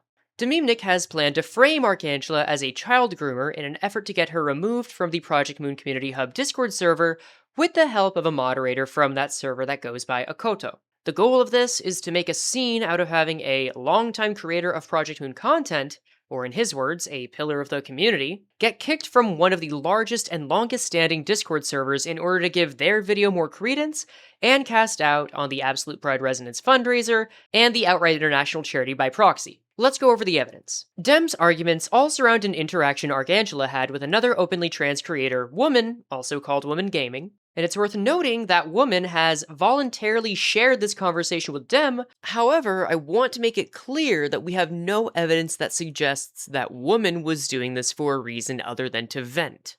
We did not find evidence that woman did this knowing that it would be used to slander Angela in this project. In fact, to be sure, we reached out to a woman before this video went up, and I pre-recorded 2 pieces of audio. And if you're hearing what I say now, this means that woman did confirm that she did not know this, which is why I do not believe that she contributed to the campaign. Her information and reactions to something that Angela said were just misappropriated in one of the worst ways possible. I just want to make sure that we address this before we get into the nitty-gritty. Moving on. The 3 arguments Dem has to support this claim are as follows. Number 1, he argues that Angela is trying to coerce others into being trans by cracking eggs. Number 2, he argues that Angela is trying to manipulate women into thinking she's being trans in the wrong way. And number 3, he argues that Angela tried to convince him to transition when he was going through a hard time. I can confidently say that all of these arguments are unfounded and can be explained with some info on trans culture. We'll start with the first point. Number 1, cracking eggs. This is a screenshot of Archangela telling Woman that she has cracked a lot of eggs, which Dem, again, intends to use as evidence of Angela being a danger to others. For those who don't know, there is a term in the transgender community called egg cracking, where a trans person who is not recognized they are trans is considered an egg. And that person starting to recognize that they may indeed be trans is called cracking the egg. The source of that realization can be anything from a person they talk with, something that the egg realized about themselves on their own, or anything like a piece of media or a video or a game. There's also a misconception about this term where some people think trans people are coercing cis people into thinking they are secretly trans. And that misconception is often used by transphobes to say trans people are manipulative, which is how Dem is planning to use this statement. But that's not how the term is actually used. Before we go further, though, we need to address some major context about Archangela and Woman. Archangela is a trans woman who has integrated herself pretty closely in trans spaces, is familiar with trans terminology, and makes herself available to trans people questioning or otherwise interested folks to provide them with resources. To be clear, she makes herself available. In contrast, this conversation with Woman that Dem is using has her state she is unaware of terms common to the trans community, like these on screen, does not like to be around trans people, groups, or spaces, and is more at home in places like 4chan. Now, don't get this twisted, I'm not saying this to imply that one way of being trans is more right than the other. The entire point of that idea is to allow people to feel more comfortable with who they are in body and mind. Neither Angela's nor Woman's experiences being trans is inherently better or worse than the other, and all I've seen from them both is that they're happy with who they are. That being said, if one person in the conversation is very familiar with trans culture and terminology and is fond of it, and the other is not familiar at all, has a negative impression of it, and feels more at home on 4chan, which, historically, is not the kindest place for many trans folks, they're going to have a disconnect. I didn't expect to be saying this in a video on this subject matter, but this meme is genuinely the best analogy of how this conversation went. All of this is to say that much of this conversation is made up of 2 trans women talking about trans topics and getting into a certain loop. Angela will bring up a concept Woman has never heard of, Woman is confused or uncomfortable with the topic and asks questions, Angela clarifies, and then they move on to a new topic. This is where we go back to the egg cracking screenshot. When Angela brought up the idea of cracking eggs, Woman said she was uncomfortable with that idea and asked questions. Since Woman didn't recognize this was a term about trans people, Angela made it a point in DMs to share the dictionary definition of what cracking an egg was. Then she directly states that she understands that Woman immediately had a negative impression on the term, and that this was about someone coming to her and not any form of coercion. Angela then goes on to comfort Woman more about her concerns before talking about another example where someone that watched her barotrauma video soon came out as trans and also made mods for the game. As far as I'm concerned, this is enough evidence to disprove Dem's claims about Angela coercing anyone. Angela wasn't being proud of converting people, she was proud of helping people get a resource that led them to realize something about themselves. Number 2. Angela is telling Woman she's being trans in the wrong way. Okay, I hope when I am doing audio air quotes that comes across, otherwise it's just going to sound like I'm pronouncing it weirdly. Dem intends to frame Archangela as a manipulator in another screenshot where Angela states, I really don't know how to word it in a way that isn't going to sting, but you described word for word, yeah, my pain is invisible, but who cares, it's invisible to me too. He's framing this as Angela discrediting or devaluing women's trans experience by saying she's being trans wrong. Now, we've already established that both Angela and Woman are coming at this from two extremely different experiences being trans. And much of Angela's part of this conversation has been explaining trans terms to Woman and inviting her to get more involved in trans culture and social groups that have trans folks. Now, this doesn't mean that Woman has to accept, especially if she is uncomfortable with the idea from her experience, but this means that Angela talking about Woman missing out on something like trans culture to a trans person is less about trying to say she's doing it wrong, but more about her trying to explain an experience she herself has had. Beyond that, though, Woman argues that Angela said that she was trying to convince her she wasn't fine. Not only did Angela disprove this immediately, which conveniently enough was not included in Dem's screenshots, Woman immediately says afterward that she is indeed insecure. Now, I'm hiding the exact insecurities, since just the fact that they exist at all is all that's relevant to the subject matter, but they literally continued the topic with Angela offering to talk about clothing and being supportive. And to be clear, Woman is the one that initiated this conversation. In no way does this make any case that Angela is acting manipulatively or deserves to be framed for the crime of grooming children. For good measure, though, there is also this accusation of Angela's server being about a lot of adult themes. I'm gonna keep it simple and say that this isn't even an argument that supports the accusation, so I don't feel a need to spend too much time on it. That said, Angela's pretty clear that this is meant in a pretty wholesome manner.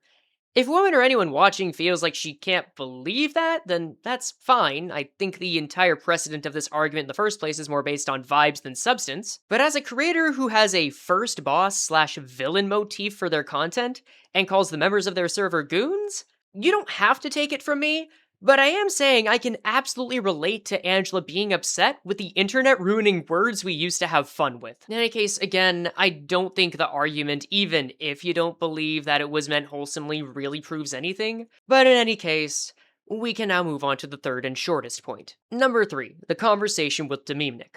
Lastly, as Angela and Dem were friends, Dem spoke with Angela once when he was going through a rough time, and Angela shared her own experience, which happened to involve her transition. Dem would later go on to say that he interpreted this as Angela attempting to convince Dem that transitioning would solve all of his problems, and this is despite the document stating in the first section that it's just a story to give hope and not about transitioning. Taking all this into an account, clearly Dememenic, an adult, is trying to twist Angela talking about trans culture with himself and Woman, an already out and trans creator who is also an adult, as a means to frame her for grooming, get her banned from the PMCH server, and use that event to bolster their video. I will leave mine and Angela's personal comments on this for the personal thoughts section of the video, and move on to Dem's next claims. Dem on Frey. Dem has several complaints I know of specifically directed towards me, and to an extent creators in general. Much of this is based on the idea that as the founder of APR, I am a, quote, pillar of the community, and must be held to a certain moral standard. Or more specifically, I must be held to Dem's standard of morality. Furthermore, he believes that my choice to not hold to his standard of morality is because of optics, implying that I only care about what actions look good while not caring to make a positive difference. I'm going to give you guys a teaser for the end of this video right now. Dem and I actually agree that I shouldn't be a, quote, pillar of the community, as he puts it. Any label like that is something that he or other people have put on me. It's not something I really want, but just kinda happens over time when you make things people like, alongside many, many other expectations. Frankly, I don't think anyone can or should if it's based on his idea of justice. And to show that, let's get into the first of 3 issues he has specifically with me. Number 1. After the events of the first APR, Dem asked me to invite a user by the name Average Heathcliff Fan to the APR friend server, which had become a hangout server for the creators that took part. And I said no, for 3 reasons. The first is that I received a DM from an anonymous friend who is uncomfortable having them around. Since I don't want to make a friend in that group uncomfortable, that's frankly the only reason I need. The second is that Average Heathcliff Fan was simply not a content creator. The term may be somewhat subjective, but we wanted to keep a certain level of relatability for creators in the server. There were some people in the server that weren't creators, the two prominent examples being Dem and Loader specifically, Loader being Dem's fiance that we allowed in at his request, but people like this were the exception, not the rule. Third and last, I didn't have any obligation to. Dem disagrees. Now, for full context, there was a controversy around Average Heathcliff fan from that time that led them to get a large amount of backlash. I had little knowledge of this at the time it came up, and I have no interest in talking about it. Upon reviewing the screenshots for the sake of this video, evidently it has to do with a Discord server bot and her disabling it and people being upset. I'm showing this for context, but everything that's on screen is news to me beyond hearing from the uncomfortable friend that it involved Discord. Again, it really just came down to someone saying they weren't comfortable and there being no obligation to invite anyone and everyone who asked. My understanding of Dem's reasoning is that, in his eyes, Average was a victim because they received backlash, and because I wanted APR to leave a positive impact on how people see Project Moon fans, an example that is not related to the Watson or Vellmori incidents, that I was supposed to invite someone who wasn't a creator to comfort them? In retrospect, this was the first sign that Dem didn't consider APR a charity event or a place where some creators hung out, but as a clique that'd do whatever he asked, and then he would get mad when we didn't. Whatever the reason, my choice to not invite a stranger who someone voiced they were uncomfortable being around did not line up with what Dem thought was right. Okay. Number 2. Dem's next complaint is related to Kaigi. Similar to Average, Dem takes issue with me removing Kaigi from the server during the incident surrounding his grooming allegations. This is very much a similar scenario to Average, where I just saw it best for the peace of the server to not include someone who made others uncomfortable, like someone who is accused of a very serious crime. Dem would go on to say that Kaigi was a victim of entrapment and that he had proof of that and showed it to me. After I saw this and I understood where Dem was coming from, I found this irrelevant and kept Kaigi out of the server. Once again, Dem agreed that this was for the best at the time. Now, he instead claims that I kept Kaigi out solely to preserve APR's reputation, and eventually would suggest Kaigi remove himself from Project Moon later. This is where I agree. I did suggest Kaigi remove himself from Project Moon. The difference here is that Dem disagrees that I was justified in that choice. Dem makes several arguments about why Kaigi should have remained in the APR server, but none that I've seen hold water. But one that is worth noting involves an incident in which my friends were being harassed by a person who went by Moonabite. Here, you can see a screenshot where Dem discusses that Sunil and I once made a Google Doc in 2024 about a person named Moonabite being a threat in a similar manner to Piyu. Dem would go on to say that because Sunil and I made a Google Doc about Moonabite, I am now a drama creator and a hypocrite for not wanting to get involved with the Piyu situation. For full context, Moonabite was someone I once considered as a potential editor for my channel in March of 2024, before talks fell through for reasons unrelated to this. In the second half of 2024, 3 friends I had in APR came to me hearing that a user named Moonabite had reached out to them in order to join a server to work on a project, and all of them felt uncomfortable with that interaction. During one of those conversations, one of said friends was made to have Moonabite pull up not safe for work artwork they made in the past and talk extensively about it to them, despite this friend saying they were uncomfortable with this. Beyond this, we would find out Moonabite would also emotionally manipulate other people I knew through threatening to cause himself harm, and was a general sex pest. After understanding what happened, Sunil and I found out that Moonabite, after we shared information about him to our closest friends to block him, was trying to recruit new creators to his projects as if to start over. Sunil did not want what happened to our friends to happen to these people and wanted to get involved. So I suggested that we make a Google Doc, as we were directly aware of his past actions, could contact the people who would be at risk, and have an easy means to inform them that they would be at risk of being manipulated by him again. I will again note that our actions fell under the authority we had with people we or our friends had experiences with that we found a suitable use for the doc as information, and we did not coerce anyone unrelated to be involved. For evidence, I've linked the document in the description. Dem's argument in this screenshot is that because we made a Google Doc about a known sex pest that was harassing our friends, we are hypocrites for not sticking up for his friend, Kaigi. I don't appreciate that. Frankly, I am surprised that this is an argument Dem believes that I would be concerned about putting me in a bad light. After a point of researching this, I've started to wonder what kind of optics they believe me and other friends are trying to follow, because so far this just feels like things I'm aligned to on my own beliefs. But regardless, like with Average, I have no obligation to keep a person in either a friend or fundraising Discord I am trusted to manage just because they went through something that upset them. And I certainly don't have to make their feelings more important than those around me if that person was found to have sexted a minor. Dem would show that he does not understand the gravity of this by continuing to defend Kaiki's treatment as unfair in August of 2025, saying that the minor should have been punished in equal measure. To be clear, this was during a conversation between Dem and Arcangela discussing how to protect UltranumHere from being harassed. I wasn't involved in this incident beyond hearing some details from Sunil about wanting to handle it in the same way he handled the Moonabite situation. This brings us to the third complaint Dem has against me. Dem vehemently believes that I take action solely to, quote, protect my image, and not because I am an adult who has their own moral compass and beliefs. Again, it's more accurate to say that I'm not willing to do what he believes is right, and this complaint is shown in DMs I had to Dem about what I had understood from him getting involved in Ultranum's own harassment. To be clear, this is harassment against UltranumHere, not harassment from him, which we will discuss later. I'll make this easy to differentiate by calling the harassment against Ultranum the 2025 incident, and harassment from Ultranum the 2026 incident. We'll talk a bit more about this entire deal in Ultranum's section, but for now, there are only 2 points that are relevant. Number 1. The Ultranum 2025 incident was about UltranumHere being harassed by a group making a smear campaign against him. And while I was very much on the outside of the goings-on, I have no evidence suggesting, nor intend to argue that Ultranum has committed any crimes related to that incident. In fact, all I was able to find from both my experience hearing about the incident secondhand and when asking for more information from Sunil and Arcangela for the sake of this video, was that there was no sign that the accusations were anything other than a campaign made specifically to slander and harass UltranumHere, and eventually other creators, all without evidence. So if you're wondering why I don't have a lot of screenshots for this section, it's because few to none really exist. That being said, this was only with information available at the time until August of 2025. Some of the concerns I bring up later in this video are about similar behavior with concrete evidence we now have to support it. Of course, this will be addressed in Ultranum's section.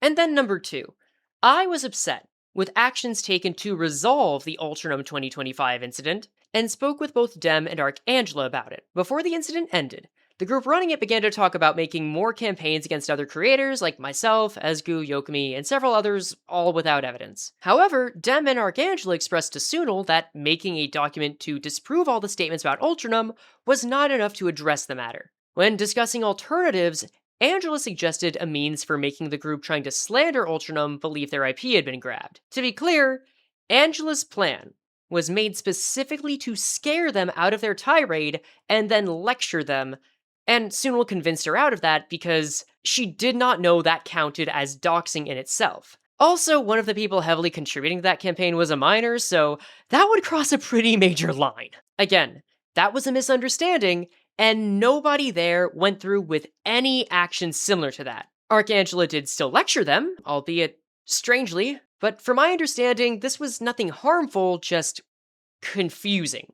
I bring all of this up because I had misunderstood what Angela's actions were. I heard about Angela's attempt to lecture the kids, soon after which the Ultranum 2025 incident fully ended, but I mistakenly believed that Angela had gone through with the plan to trick minors into believing they had been doxed. Once again, this only was brought up in a conversation and shot down by Sunil, and Dem has decided to share my statements with him with the Refraction Ensemble. As you might imagine, I have several thoughts about this. First, Dem has used this to claim that our conversation is evidence that he has been the one to, quote, handle our dirty laundry. And in my opinion, that's ridiculous, as every instance of dirty laundry mentioned up to now has either involved Dem, or was the Moonabite incident in which Sunil and I didn't need to dox anyone, defend a groomer, or go on a vitriolic tirade unlike Dem. All we did was talk with our friends that were vulnerable, collected evidence they were willing to share, and made that public. Secondly, I don't appreciate Dem using me confiding about my financial issues as a tool to try and slander me. The screenshot here shows me telling Dem about how in early 2025 I lost my most stable source of income, and was scrambling to make ends meet for the rest of the year before considering in August to quit editing forever and try to move over to being a creator. This was something I intended to bring up in a channel update video in June anyway, but it's great to see that Dem saw it fit to break the news this way regardless. For the record, I also, under the misunderstanding that Angela scared the kids using the IP grabbing plan, again, she didn't, told Dem that I do not care about the morality of the situation and about practical matters like optics. This is indeed correct, that I cared about optics, as I was understandably scared of being accused of something false and heinous in a large campaign, and the people that got themselves involved with it regularly informed me on it, and promised to act on it decided to do something so reckless during a time when I was struggling to remain reliably housed. Due to this, I saw no reason to believe that Dem would listen to a moral argument at this point, and focused entirely on practical matters, like his friends being harmed. Regardless, I have no doubt that if I didn't explain this misunderstanding, it would be used by Dem in another effort to twist information like with Angela. Also, I spoke with Angela after this, and we later worked out the misunderstanding. Next, we can move on to Dem's complaints towards Kamui Ever. This is in regards to the Piyu incident explained in parts 1 and 2 of this video. Like many creators, Kamui was contacted by the minors spreading the document and initially responded with only 2 statements that the behavior is unacceptable and that he would not partake in joining the server, but would keep his side of the community safe. He would later delete the statement in those DMs, stating he wished he never responded in the first place. Once again, I've got no issue with this, and I'm gonna tap the sign to show you why. Also, like myself and other creators, Kamui would later be caught up in the campaign and receive the greatest amount of criticism and pushback. During the process of making this video, Kamui expressed that he wanted to make a community post explaining what he's gone through in hopes of clearing the air. After making this post, Dem would comment in order to chastise Kamui for not getting involved in any way with the efforts. Dem would also use his Reddit account to share a document that further details his own thoughts on the topic. However, every point I find relevant to Dem's statement has been addressed in parts 1 and 2. The reason I bring them up here is because the response gives greater insight on why Dem is this critical on those he is targeting. This document is also important as Dem directly claims to have gone into Kamui's server and archived every message. He then goes on to say that Kamui is a hypocrite for coming to the APR moderators about Ultranum's harassment, again, the harassment caused by Ultranum, which we will discuss later, but would remain unwilling to get involved in the Piyu situation. Now, much of this document is framed in an extremely angry and disjointed manner, some about Dem not liking Kamui's server joking about the way the Piyu group acted, but there are 2 points worth taking away for the purposes of his argument. First, Dem states that he is not upset that Kamui didn't act, nor does he expect any creator to be aware of everything that's going on in the, quote, Project Moon community. But he is upset that Kamui removed his message that stated he would, quote, keep his side of the community safe without taking further action. He goes on to say that if Kamui instead directly said that he did not want to be involved, he would not be upset. And if we reread Kamui's message, we can see that he indeed directly said he did not want to be involved. Evidently, when Kamui said he would keep his side of the community safe, Dem took that to mean that Kamui would speak on it with a server announcement instead of just staying aware of any user named Piyu entering his space. And Kamui would have been justified, according to Dem, if he directly stated that he did not see himself as qualified, but is not justified in saying nothing. Once again, parts 1 and 2 address why someone would not even want to speak to these people and why their behavior and presentation would go so far as represent how reliable or unreliable their statements are. That said, the second point of Dem's response shows the more underlying issue. Dem states, as much as Kamui would like to act like he is only part of his YouTube channel and his server, if you make content and join other content creators on a certain area, then you are in fact part of that community. I, once again, tap the sign. According to Dem, if Kamui chooses to collaborate with other creators on the same video game, this means that he must be invested in any controversy that comes his way, unless, of course, he explicitly states to any person that brings it to him that he does not believe he is an authority on the matter. Again, the document's extensive and has many other points that I feel no need to bring attention to or refute because, again, a lot of this is just a fire hose tactic. But this starts to show Dem's attitude, a pattern that the instant a creator starts working with others, their obligations go far outside of this list, and they need to speak to anyone that brings a concern. Please keep this in mind as we go over Dem's remaining complaints, all of which are about APR itself. Dem on APR.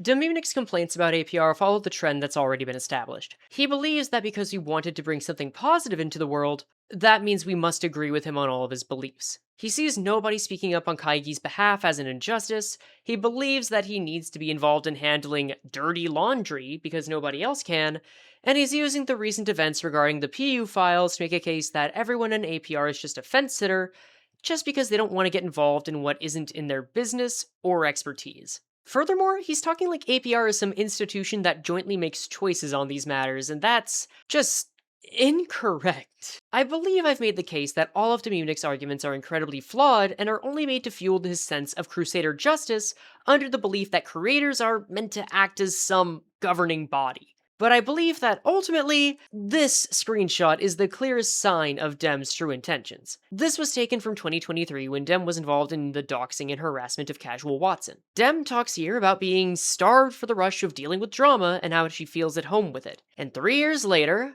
Dem continues to talk about leaving, quote, the community to govern it and keep it safe despite problems regularly being exacerbated by him. And yet again, even in his latest crusade, he says this is the last act before leaving forever. I have many thoughts again that I'm gonna leave in the personal section, but I sure hope so. From here on out, Dem may be mentioned in relation to the actions someone else has taken, but this is everything he has expressed a grievance with, and why I believe it's all just a thinly veiled excuse for making others do what he wants. Next, let's go over someone who has successfully directed another person to cause harm to others. Part 5, UltranumHere.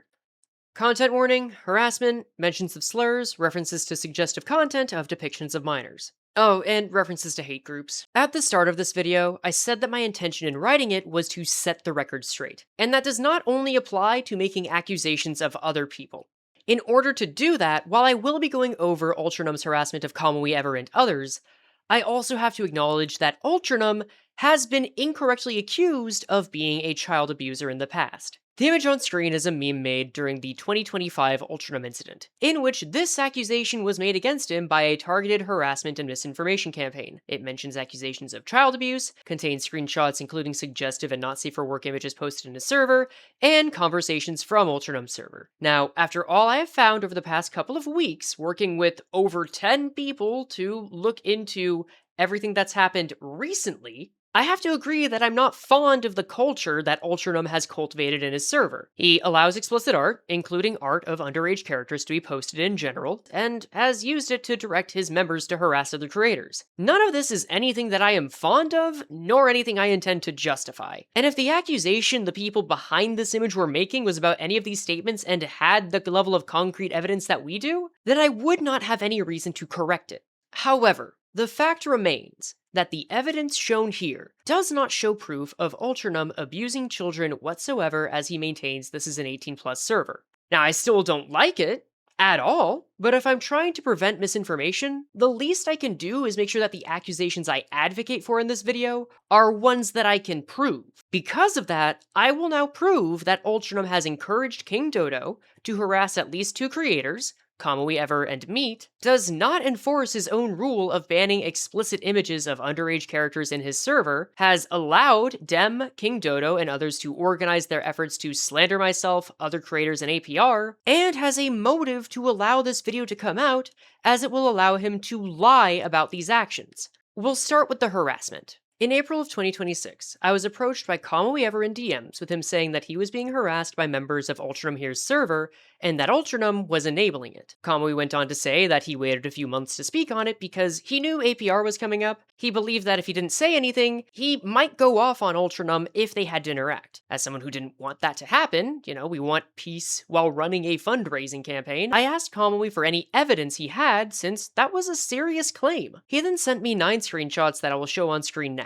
This includes messages of King-Dodo saying that he's in Kamui's server and sending several images meant to upset others or to attempt a, quote, ban speedrun. These images from the screenshots include Cromer dressed in a hate group outfit from, let's say, 1930s America, as well as whitewashed images of Zilu. The Zilu images were specifically sent at Ultranum's request. In addition, Kamui provided an image of another creator, Meat, saying that someone had been sending people into her Discord server to threaten assault on her moderators and sling slurs.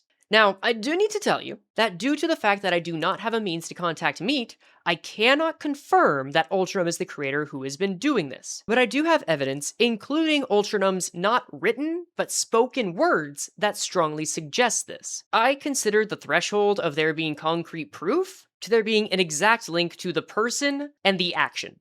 So based on this, I'm not going to call this 100% proof, so I will trust the viewer's interpretation, but we'll soon be going over an 8-minute audio file of Ultranum's arguments that just became available on July 2nd, and I at least feel confident in saying that puts the burden of proof squarely on him. Before we get to that though, I can confirm that Ultranum, as recent as June 20th of this year, has advocated that he wants c-kingdodo, someone who has publicly been making content about Meat, to pester her with videos every day of the year. Regardless of whether this is who Meat was talking about, or whatever kind of disagreement that Meat has with Ultranum and or Dodo, it's clear that Ultranum is both aware of and encourages Dodo to mess with her. Because of this evidence proving that Ultranum did not stop, but directed Dodo to harass Kamui's server, I told Kamui to reach out to the managers of APR, as during the time, I was unsure if I would be participating and also hadn't been active in the APR social server for over a year, as I had, again, been dealing with my own financial issues since January of 2025. I told him that I believed this was enough evidence, and the managers agreed, which led to one of the managers making an announcement post of Ultranum being removed from APR. However, since the announcement was made publicly, and the same manager, Wellvader, sent Kamui's screenshots used as evidence to those who asked, those being Loader and Woman, this information made its way back to Ultranum, who would find out Kamui is the one who reported him. Before anything else, that should not have happened. Kamui approached me and the managers trusting this be handled tactfully, and it resulted in him being dragged further into this. For that, I'm sorry. And I have talked with the management team since then about how to better handle these kinds of situations, and I can tell you right now, there's already a new method in place. While we're at it, we also found that Wellvader incorrectly told Loader that c-kingdodo was Ultranum's moderator at the time. As you will soon see, Ultranum takes issue with that statement. So while I think he is owed an apology for that mistake, this ultimately does not justify or rectify Ultranum's actions in any way, nor does it make the accusations this video has on him any less credible. I'll also add on, I asked Wellvader and the other managers for any of their interactions related to this incident, and the only time I saw Dodo be named as Ultranum's moderator was in Wellvader's messages to Loader. I feel that's relevant because this is not something that was shared publicly. With that in mind though, Ultranum, I am sorry that Wellvader called c-kingdodo your mod. After this, Ultranum made his own counter-argument on why the ban announcement was wrong and unjustified that he intends to use to contribute to Dem's video. To be clear, he didn't make this known to anyone in APR. And in the process of making this video, I am now aware of 2 different times where Ultranum made a counter-argument and will be addressing them next. We'll start with this audio file, which is an 8-minute statement from Ultranum about his thoughts on the situation. Now, to be clear, this audio file was initially sent to Dem, and Ultranum gave him permission to use his banning from APR as a point in Dem's and everyone else's video, meaning it was intended to be public. Dem then knowingly sent this audio file to the DMs of one of the APR managers. This is how it came back to me, and since Ultranum's statements were given to Dem for this purpose, I see it as a reason to not consider it private info, and relevant for me to see since it's about the fundraiser. In addition, I'm getting this on the last day of handling the document before it's edited, and since the video has gone this long with only scripted segments, I may as well change up the tone and use a format that's much easier for me to run to handle something like this. Hey y'all, just letting you know right away, this isn't a scripted part. I'm going to be speaking mainly off the cuff. We're going to be going through the statement here, and I'll be giving context where I believe it's fitting. This, to be clear, is not any sort of a reaction style video. I have listened to this audio before. I don't want to sensationalize it like this, but this feels like the best way I can present everything, while also making sure that people have a chance to hear Ultranum's account. Again, purpose is to set the record straight. You might see some cuts if I just think I go over something over and over, but okay. I am going to let him speak. I do, again, have notes on things that I've noticed, so let's begin. I mean, my issue with this entire fucking ordeal is that they're taking shit that's at this point old.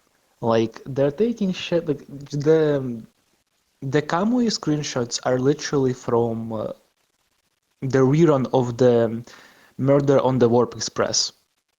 That's like, what? Like October of last year? That is correct. Or something like that, right? Like, this is old.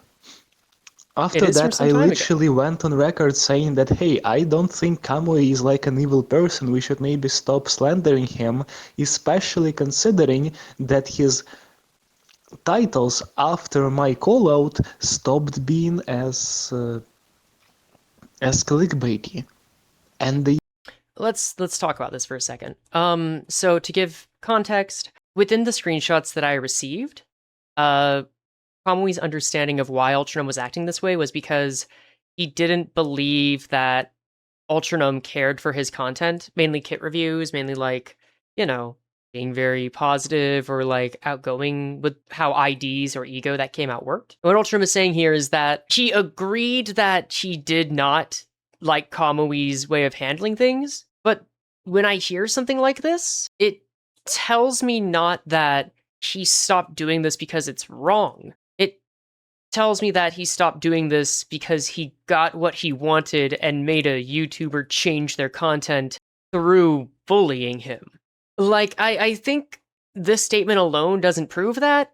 I, again, am saying this after going through a lot of the information. This recording is happening, like, right at the end, so I have much more context than what has been presented so far. However, that's not really a good justification, and unfortunately, I do have evidence that shows that this continued after October 2025. They stopped posting the fucking Israeli Kamui image. They stopped posting the fucking gif of UltranumHere after 1 day of making content like Kamui. They stopped posting the shit that they made for Kamui because of my involvement, right?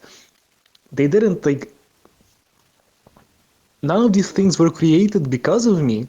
Well, kind of. I mean, I said shit about Kamui having bad titles. But like, I did stop it. Okay, I don't think that this means what he thinks it means.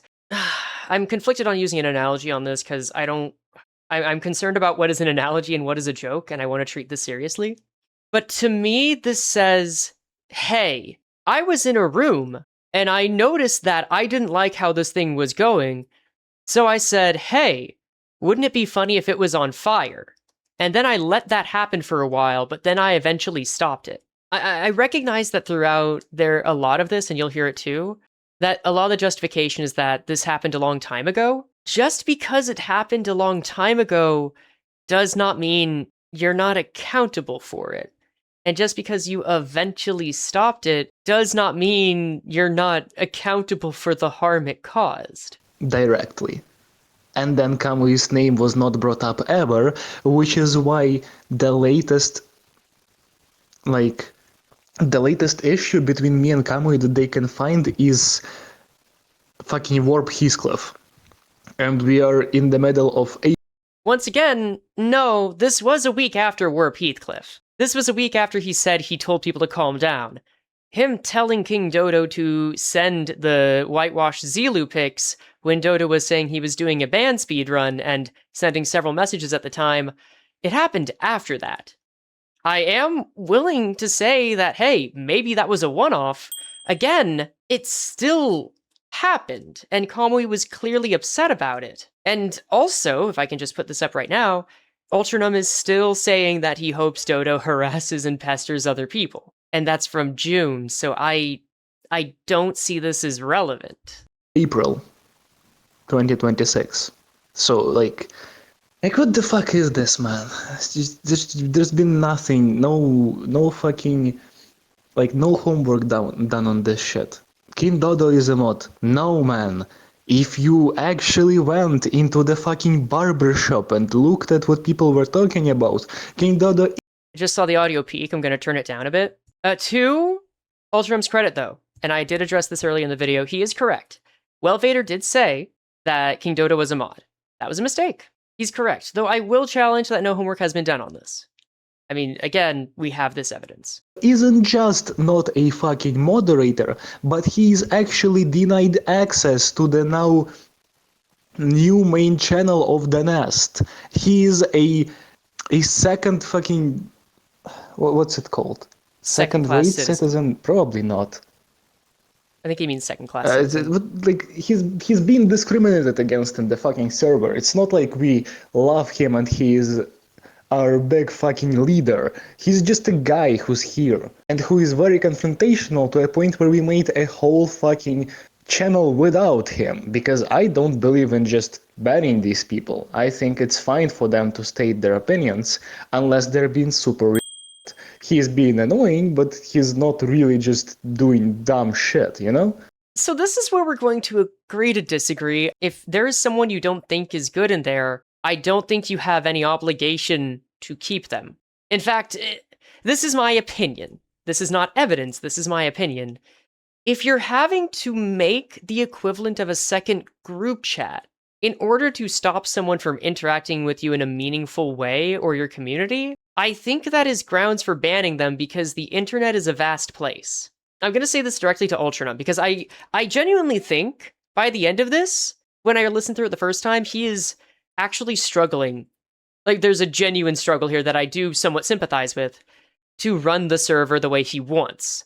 And I'm going to tell you right now, Ultranum, if you're listening to this, you don't need to treat your server like it's Twitter or Facebook or any like social media platform. You can treat it like a village. You can have your own norms, and if this is one of your norms, okay, but even from this, you sound kind of uncomfortable with it. You don't have to accept everyone. I think this is a lot to try and just not ban someone. Could I have banned Dodo? Maybe, but like, I still won't do that, by the way. I don't care. Sure, I could ban Dodo and like it would save my optics, but at this point, like, I've said enough about people who are trying to save their optics to a point where, you know, I'm not gonna go down the same path. Okay, this, I think, gets to a big point with, like, everything that Ultranum, Dem, G-Chan, Dodo, like, I think this is a big crux of the argument that's being made, and arguably one of the most important points of this video. So, if someone, for whatever reason, like, takes only one thing away from this, this is one of the better things. When I hear this, I'm hearing, like, I don't want to diminish right now, because I'm trying to be sympathetic. But when I hear this, it feels like optics is some kind of boogeyman that's the decider of right and wrong, and the rules are arbitrary. And that there are people that pray to that boogeyman god that are trying to, you know, get the boon, get the benefit of the optics creature, of the optics god, of the optics boogeyman. And then there are others that are fighting and railing against it.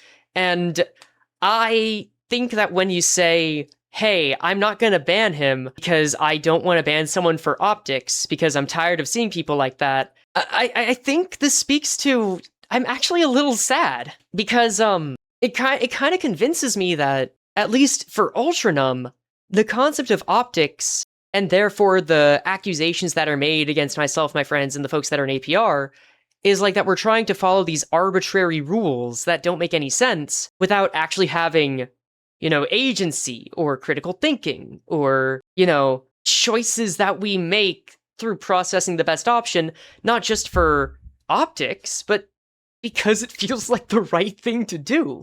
Like, I guess to put it a different way, it's very common for the thing that is commonly the right thing to do to also be good for quote-unquote optics. Optics is more like, how do you express that? You can do something really bad, like really hard. Let's say, I don't like using good and bad. You can do something that's really harmful to another person, and then say, in a way that you present it, oh, they were a terrible person, or they were this buzzword, and that's it. And I think that's like the kind of optics they're trying to say that we're acolytes to. But what I'm trying to say is that this concept of optics is like, it is a method, it is a direction. It doesn't have to change the destination. You kind of just want to, like, no matter what you do, like, I've been giving a lot of evidence, in part for optics, but I'm also giving evidence because I think the viewer deserves to know what is going on and be able to piece things together because I respect their intelligence. And I'm saying I respect their intelligence not just because it's for optics, which I think, yeah, makes me look good, but because it's true. I shouldn't be laughing. Fuck. But like, let's take this a step further. And Ultranum is saying that he's not going to ban King Dodo for optics.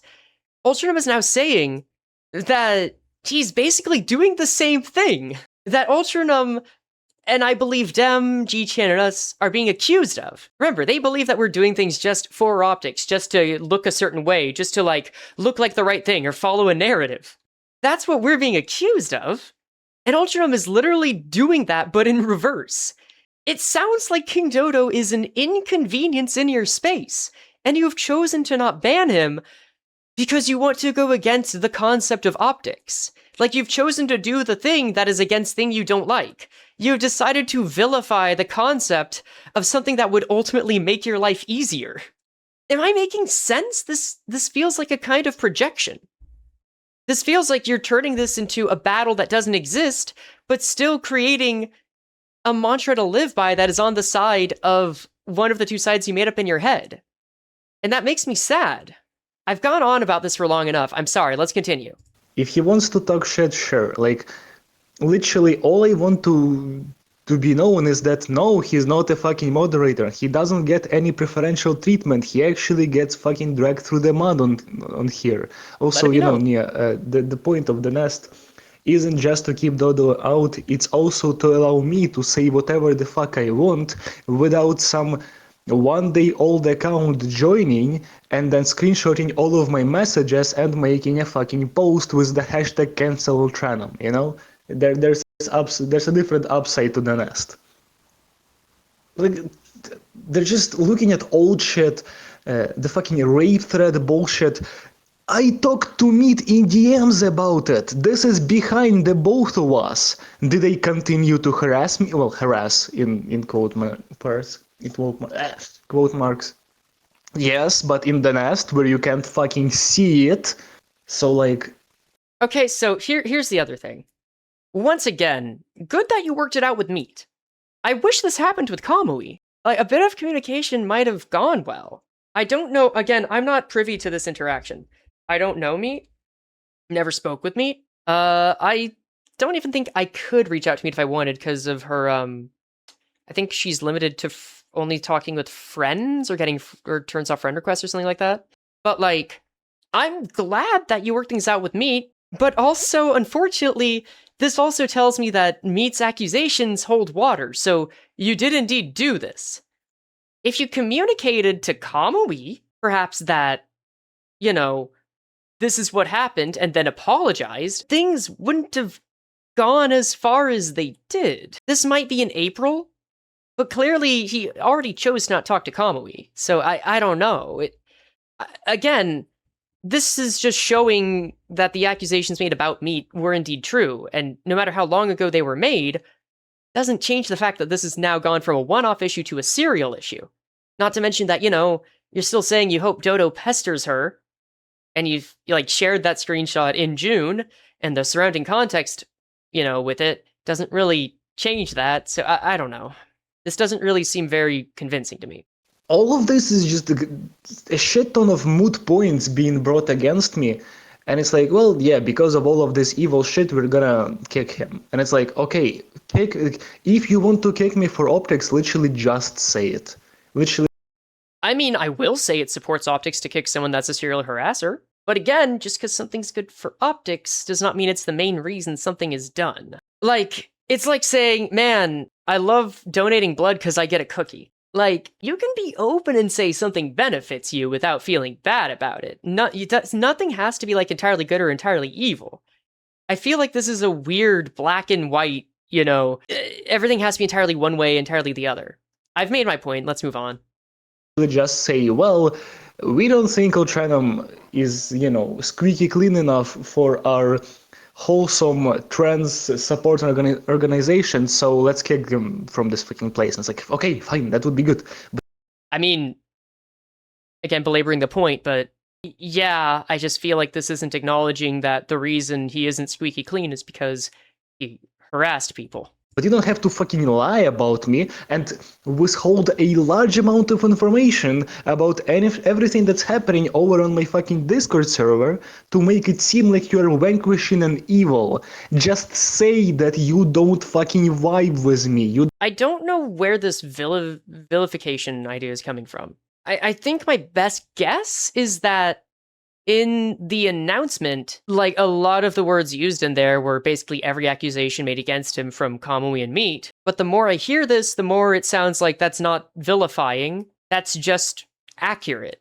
I don't have examples. I mean, maybe Ultranum will have examples. It's possible, but I do not know of examples of him being vilified, like saying, oh, the evil Ultranum is defeated. Like, I don't know why this is the attitude that's being shown here, and I'm frankly quite confused. You don't have to make me look like an actual fucking villain, because I'm not that. I'm just not willing to heavily moderate my fucking server after I've already gone through the steps of making it 18 plus and making it abundantly clear that we don't really give a shit. Like, that we're not gonna cater this to people who want a wholesome space. There are enough of those. Okay, so a couple of things on this. I mean, I will agree that it's not my kind of space. I will point out several issues I have with it in regards to how it was used to slander friends of mine and also break Discord TOS, because unfortunately I found out about that, but I don't think every Discord has to be a wholesome space. If you want an 18 plus Discord, you can have an 18 plus Discord. But if it's used, and if someone in there, again, tapping the sign, if someone in there harasses someone, then that changes things. It's not just about your Discord anymore. It's not just about your culture anymore. I can say, like, if, like, a football team at one school likes to push each other around and just chill like that, that's fine. If they want to have a fight club, sure. Clearly that's what football teams do, of course. But if you go to another football team from another school and you just start a fight without warning, well, then that's no longer a cultural thing. That's assault. So, like, it's okay to not want a squeaky clean, kid-friendly Discord server. I will say, though, having to update my server this year, which I will agree with Ultranum here, is a pain. Having to manage a server of over 1,000 people, and Ultranum's is significantly larger than mine, it's a lot. It's a lot to do, and this is where I start to sympathize with them more, because I think that it is hard to run a Discord server that allows minors in there, and also just to make sure that, you err on the side of caution because of it. I had the choice of doing that or having an 18 plus server. I might do an 18 plus safe for work server because I just learned that those exist, but that's besides the point. But running an 18 plus server because of a different culture you like, that is harder. That's like dancing closer to the sun. If you do that, you gotta make sure that you're a lot stricter, ironically enough. You've gotta make sure that you're not allowing some stuff that people that are in this kind of culture would be more inclined to do that is against Discord TOS or causes real harm. If you want to tap dance on the head of that pin, be my guest. I'm not going to judge you for that explicitly. But I feel like a lot of this is just negligence. This is negligence to say, I want to run my server this way, but it's because I don't want to put effort into it. And that, when you have this many people and you've caused issues for other folks, that's just causing new issues that you're willfully ignoring. God, I feel so bad. I feel like I'm lecturing. I just want to speak my fucking mind. That's fine. I don't know. Y'all are talking about banning Dodo like it would be... Like, I mean, it would be better, would be better for optics, but fuck that. Again, you've heard me talk about it enough. Like, would it even matter if I banned him?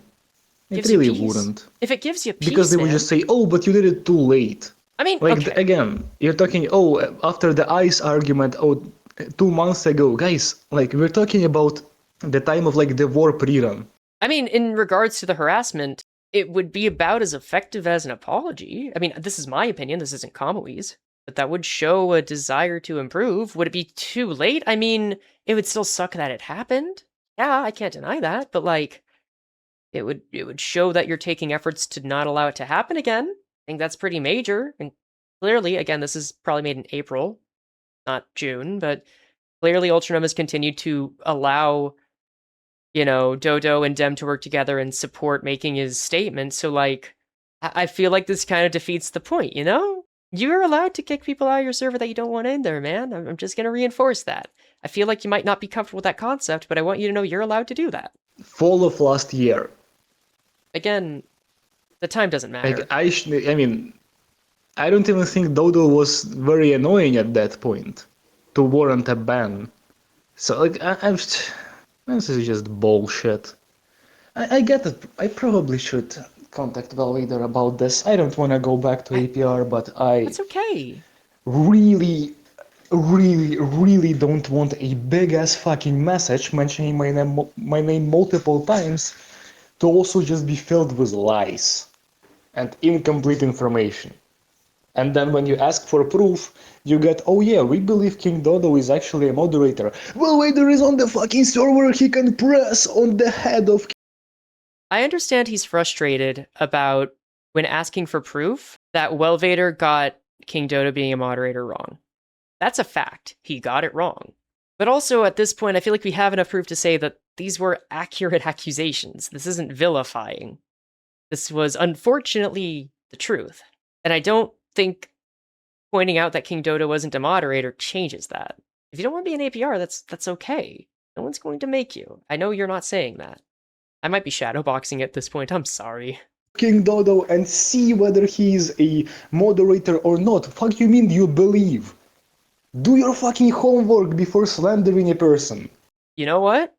You can have that. I don't go, oh, I think Meat is bad at the game. I go, yes, I watched the fucking videos. Okay, now we're going into, like, talking about Meat again. Again, June 20th, you already kept saying you hope Dodo pesters her. Like, it doesn't... No matter how far we go back, it doesn't seem like anything's changed. Meat is terrible at the game. I don't know why this was the point to end on, but okay. Yeah, overall, I feel like I spent way longer on this than I intended to, but I don't really think this addresses any of the concerns, and unfortunately it shows that the concerns were more legitimate. It explains why they happened, in my opinion. It explains why it happened, but it doesn't justify it. He's still... I will say, though, I think this shows that Ultranum, at the very least, does not remember telling Dodo to send this. I'm not going to say I'm sure of that. But the behavior he is showing in this and later arguments is of a person that is not aware that he has done this. Unfortunately, ignorance does not change anything. So I can't really give grace for that. He's made it very clear that this still happened. And I just think he has a really skewed view on the difference between optics and, like, preventable harm and consequences for that. I don't think I can explain it any clearer than I have been, so it's time to move back. Apologies if this was a very long segment, but I think it addressed everything that it needed to. Thank you for listening. Okay, now that I've covered the longest argument, we'll go over the clearest set of arguments. On screen, you'll see 5 points that Ultranum has on how his treatment of being removed from APR was unjustified. We will now discuss these 5 arguments to see if it was, in fact, unjustified. Number 1. Routinely harassing equals calling out bullshit in YouTube uploads. Caring about the equality of information in the community is problematic now. Got it. So, I disagree that caring about quality of information in the community is problematic, but messing with someone until they make the change you want them to is not the way to go about it. That absolutely is. And it's not a good reason to justify your behavior. In fact, I'd say, no matter the motive, I can't really say directing someone to post images for a band speedrun in someone else's server is justified. It's very possible to care about quality without making it someone else's problem. And then number 2. Ultranum claims that he has never threatened anyone with assault or used slurs when talking about misinformation on YouTube, and he doesn't know what inappropriate content refers to. Once again, not really relevant since the inappropriate content and all other qualities are attributed to King Dodo's actions, which Ultranum was aware of and has encouraged. You could feasibly say that we don't know if he directed Dodo to send threats and slurs to Meat's server, but evidently there was something that Ultranum and Meat had to work out, and he is still directing Dodo and saying he wishes that he would pester Meat, so I don't think this addresses anything. Number 3. Ultranum says that all he did was not stop the harassment and crack down on it in October of 2025. I will again refer to the evidence we already have, which is dated as November of 2025 and June of 2026. Doesn't address it. Number 4. Ultranum says kicking him was reasonable because Kamui was uncomfortable, was valid, and should be the primary reason. I mean, I'm glad that we agree on this, but once again, it is worth considering why he was uncomfortable. And calling it shade doesn't really give respect to the reason. Once again, the screenshots here address everything. And number 5. Attributing threats and inappropriate content to Ultranum is crazy when he made sure to be respectful when discussing said creators in open channels. Once again, encouraging someone to pester me is not respectful. Based on this, I do not believe that Ultranum's arguments hold any water when put under scrutiny. And a significant reason I have for making this video is because Ultranum intends for those arguments to be represented without any challenge when they can all be challenged by these two images. And while I can't be sure, this is why I believe that Ultranum has a motive to both support and signal boost the harassment campaign as shown in these messages. Moving on, let's talk about Ultranum's server itself. A bit of credit I want to give to Ultranum is that he has updated his rules in his server since the accusations were made against him in August of 2025. So to ensure that any criticism I level against him is accurate, the images on screen are the current rules of his server. The noteworthy ones here are Rules 8 and 9. Rule 8 is about not posting not safe for work images and tagging all suggestive art as a spoiler, with extra mentions to err on the side of caution. Rule 9 is stating that any suggestive images of underage characters are punishable by an immediate ban. You could technically say that this means Ultranum reserves the right to ban someone, but doesn't have to. He does seem quite hesitant to do that. But considering that Rule 8 says to err on the side of caution, and Rule 9 is flat out breaking Discord's TOS, I feel it's reasonable to say that is the intention of the rule. With that in mind, here are images of Dememenic posting images that break Rules 8 and 9 in 2026, as well as Ultranum showing that he is aware of it and asking to delete it. Now, in itself, if someone breaks the rules and you are aware of it and ask someone to correct it, that is good behavior. That is a good way to run your server.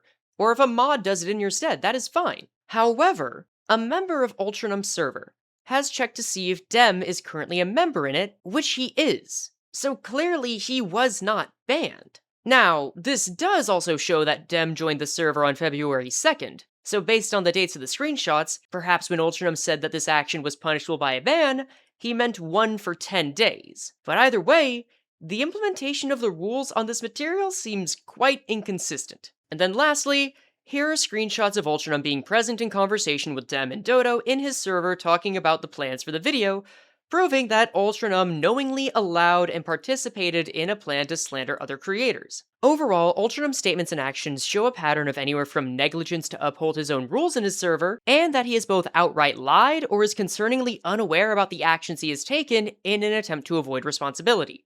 Once again, tapping the sign, and please consider my video on how to better manage a community and yourself as a creator.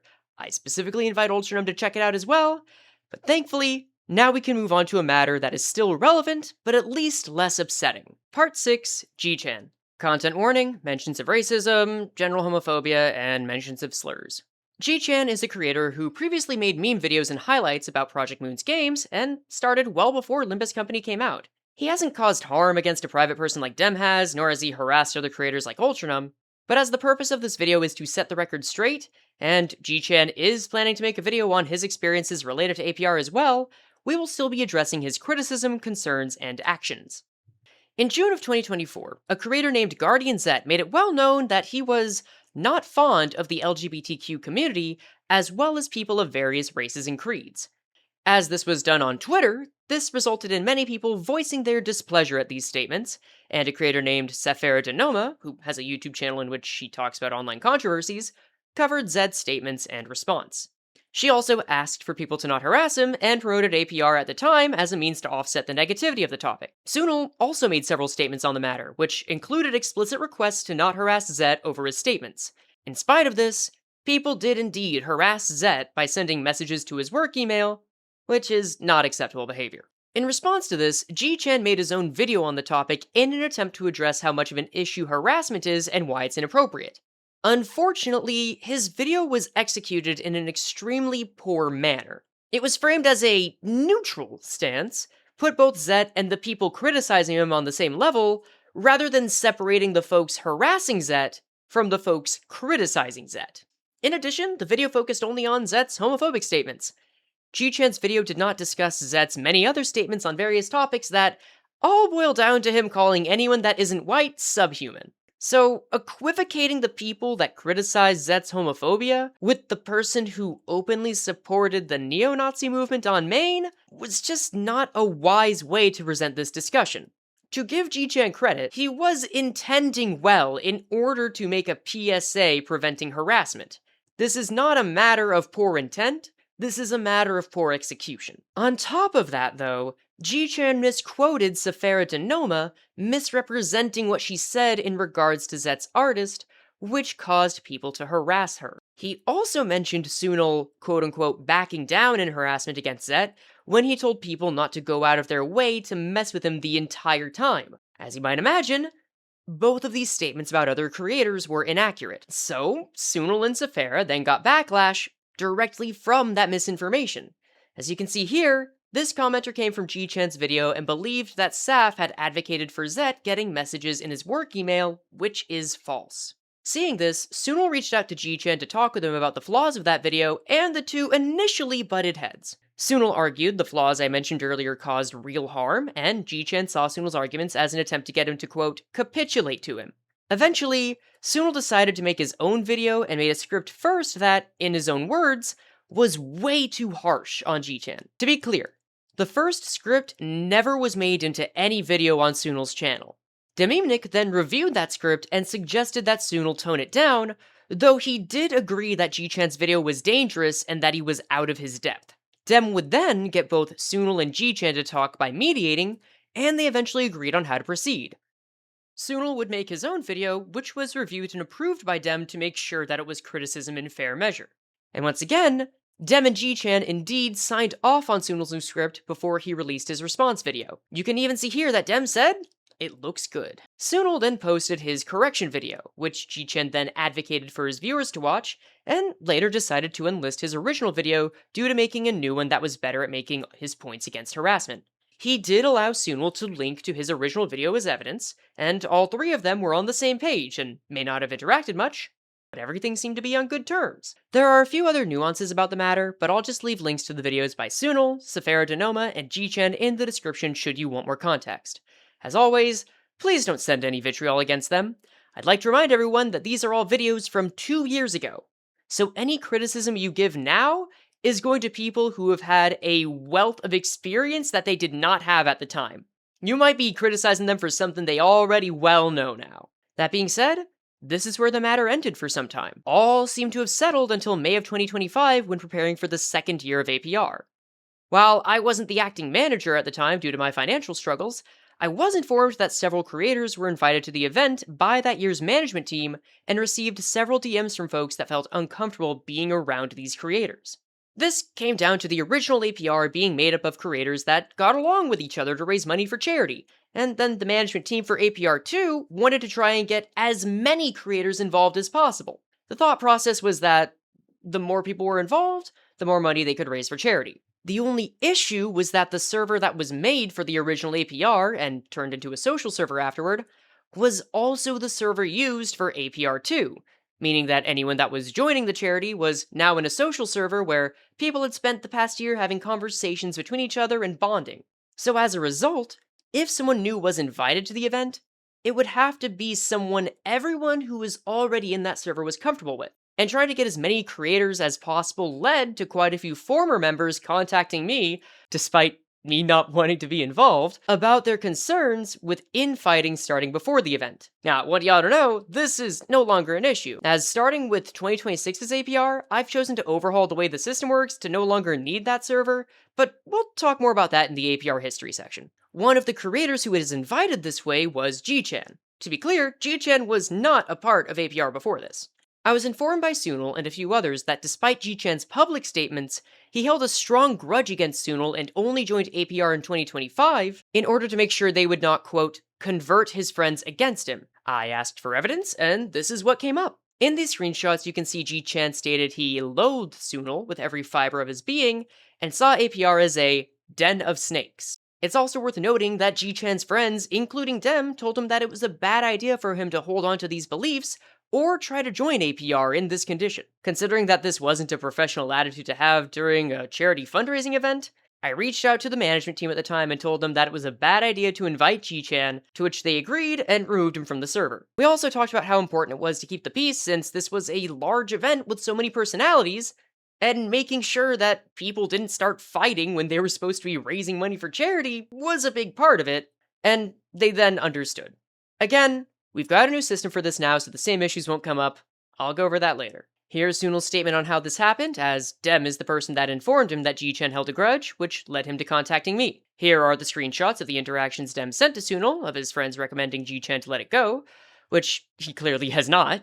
To this day, G-Chan believes that he was wronged for Sunil correcting his statements, and argues that Sunil manipulated the narrative, and that APR as a collective wants to turn others against him for the sake of optics. Again, we're talking about a fundraising event, not a governing body for creators. In addition, G-Chan has a specific point about Sunil's video that he is using as a basis for his grudge. To put that to bed, I've asked Sunil to speak on the topic. One of the reasons G-Chan has hated me for the past 2 years is because he thinks I try to spin the narrative against him. One of his examples is how I try to spin Weirus, his friend's quote retweet of me. In it, Weira states how Zet is wrong for everything he did and deserves to be cancelled, but says that our way, of clowning on him on Twitter, was the wrong way of going about it, saying that Saf's video was spreading more harassment to him and that since we're all bigger content creators, us going about this by speaking against him was only to fuel harassment. No mention, of course, how I specifically said not to harass him. Then she goes on to say that we have people in our own communities that would and will do this again. Then makes the comparison of, sure, for now we can say Zet deserved this, but what is it to say about people like Dino Dave? Did they also deserve to get harassed because of their own personal opinion regarding Limbus Company the game? And I made a note in this that the comparison was stupid, as Zet insulted real groups of people and Dino Dave insulted a video game. This has caused Weirus and G-Chan to hate me for the next 2 years. This dispute amongst whatever other problems they have with my video. But this seems like the biggest one. They tried to twist it as me manipulating the narrative because I didn't show how they said Zet was an idiot. And even though I've talked to G-Chan and Weirus about this, saying how the context does not change what was said, as I was saying the comparison is dumb, not the overall sentiment, as I did agree with it a few seconds earlier in the video. But those few seconds in my video, where I do not mention Weirus by name and just say, this comparison is stupid, is a large part of how they believe I tried to manipulate the narrative. I would then later go on to learn that Weirus actually talked with G-Chan as he made the Zet video, and her words saying he was planning on defending him, but this small disagreement would lead to Weirus also hating me for 2 years and trying to spread that she has dirt on me, and has made a few public posts calling me out and hating on me by name, for someone who said they were against harassment in all forms. Meanwhile, all I was trying to say was that talking about Dino Dave's harassment is a better point for discussing community witch hunting, whilst Zet isn't, because what he did was much worse. If you get mad at someone for insulting your favorite game, that's stupid.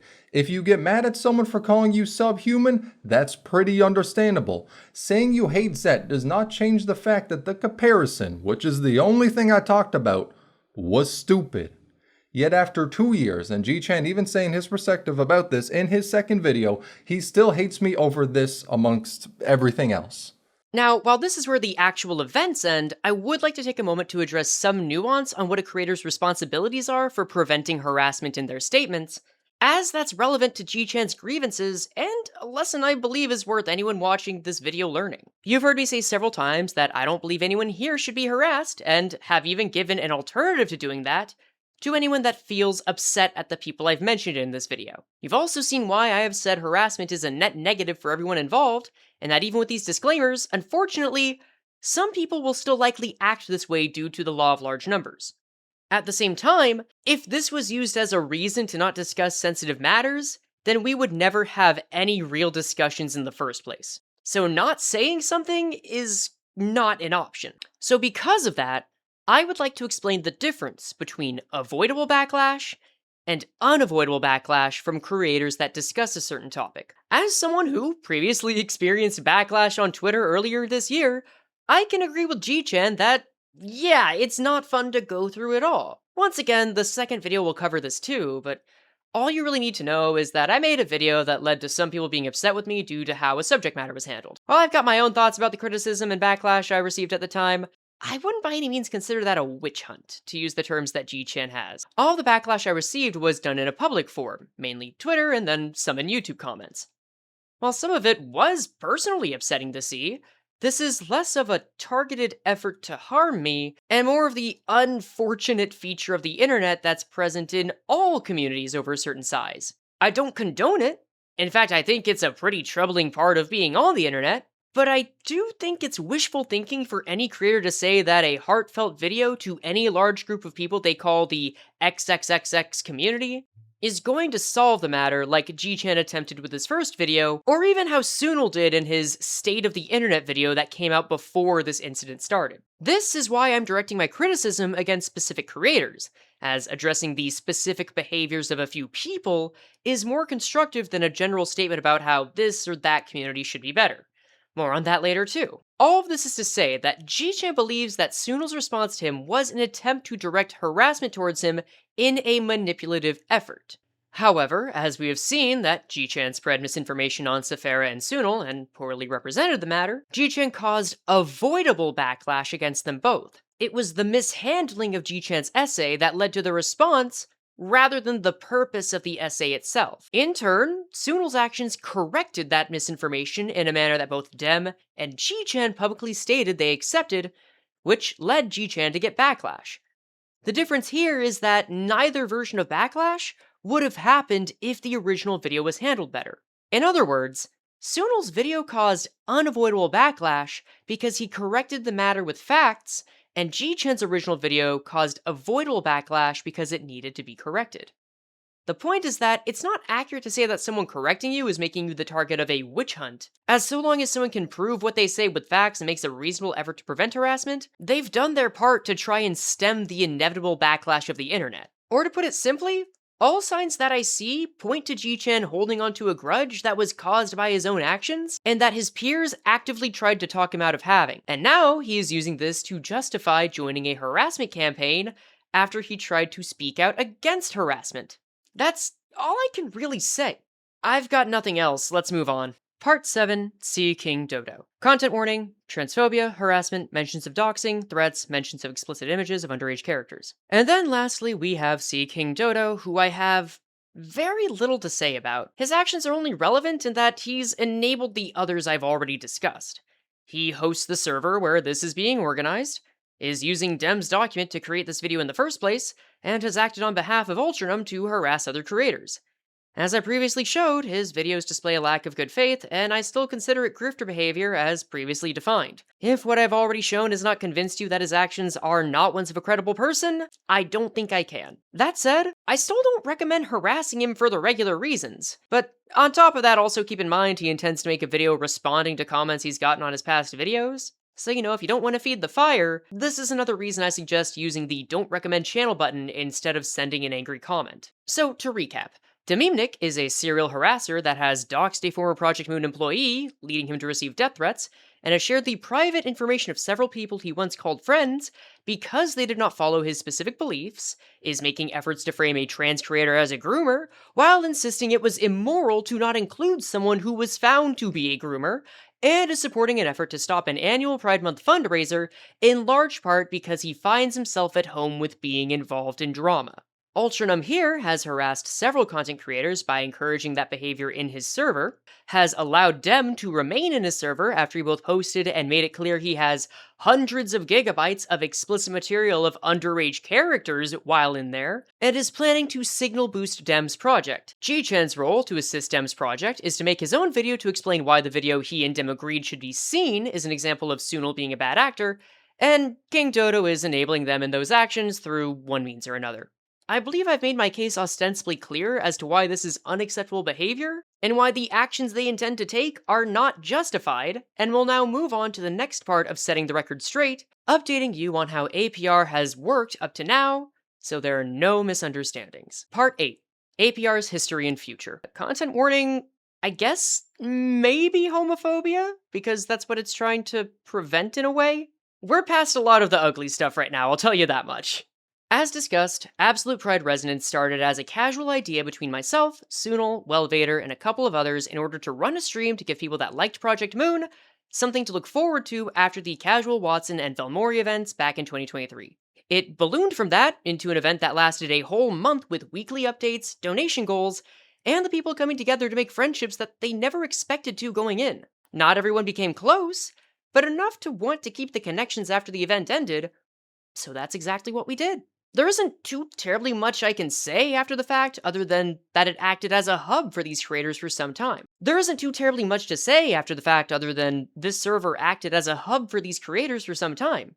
And like any friend group, people came and left, like how Dem did in early January of 2025, and how I went nearly radio silent at the end of January 2025, each for our own reasons. As I mentioned, I left because my job working as a video editor for a content group ended, and I needed to find an entirely new way to make ends meet, which would prove to be quite the challenge. In May and April, it was still quite the challenge, and I recognized that I was in no place to run a second year of the charity, and had a meeting in the server to explain that if it was going to happen, someone else was going to run it. And that year, I only participated in a single stream and a couple of consultation calls before the event started. 4 people took up the job to manage the event, but went with a philosophy of trying to invite as many people as possible to make as great an impact. Now, this, alongside the server being used more as a friend group for a year, led to a kind of blurring of the tone when they had to make it a serious server again, and led to an issue with every participant in the fundraiser needing to be a part of that social server, which caused several clashes of personality that needed to be addressed. Thankfully, this is exactly what happened with APR 2026. By the way, y'all, I'm gonna tell you right now, this video has been way too long, so expect a lot of what's going forward to be podcast mode. There aren't gonna be a ton of images. If you like Mirror Dungeon, that's fine. But a lot of the stuff I felt the need to really make a huge case for, we're past that. I'm really just explaining my own experiences now, and while they are facts, they're not really something that I feel like needs images to verify. I don't feel like I'm saying anything too controversial here that needs to be defended, you know? So anyway, this is your sign that you can make this second screen content if you want, but yeah, everything here I say, still on the record for a reason.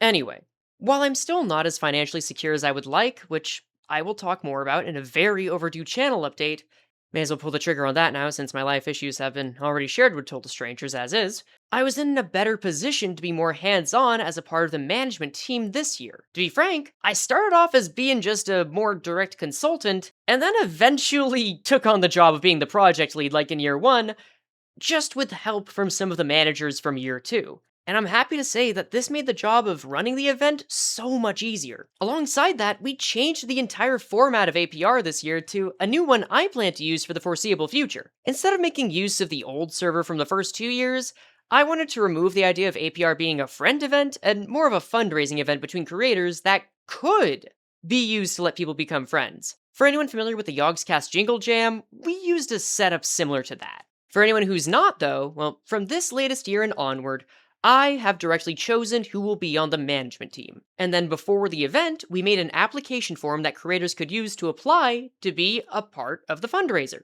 Myself and the team would then review any applications to make sure that any creators that take part have a plan on how to contribute to the fundraiser, don't have any issues working with others, and in general can be trusted to be a part of an event that wants to leave a positive impact on the world. In other words, I want people who can be professionals. On top of that, we created a new Discord server that would last only the length of the event. What's important to note though is that it is not necessary to be a part of the Discord server to participate in APR. This is how creators like Himeme Volpixie, and Shenpai were involved, as several creators wanted to contribute, but also want their own sense of privacy. As someone who's been wanting more of that myself recently, I can sympathize and I wanted to cater to them. In addition, I intend to keep APR as a primarily Project Moon-themed event, and we'll have those streams take focus. But like with the Yogscast Jingle Jam, I would like to eventually have this be an event where people can manage their own participation on their own, without needing this to be handled in a single server, and they can run whatever kind of stream they would like that matches their brand. For instance, if someone wanted to join APR and they were a Pokemon creator, they could have a Pokemon stream. This does mean that it's possible that eventually, there may just not be an APR server at all to run it. No promises, but I'm not going to rule it out. In any case, any APR server will exist until the end of the event, maybe a week in July to let people wrap up any business they have after the fundraiser, and then be archived and have every participant that's not a manager be removed.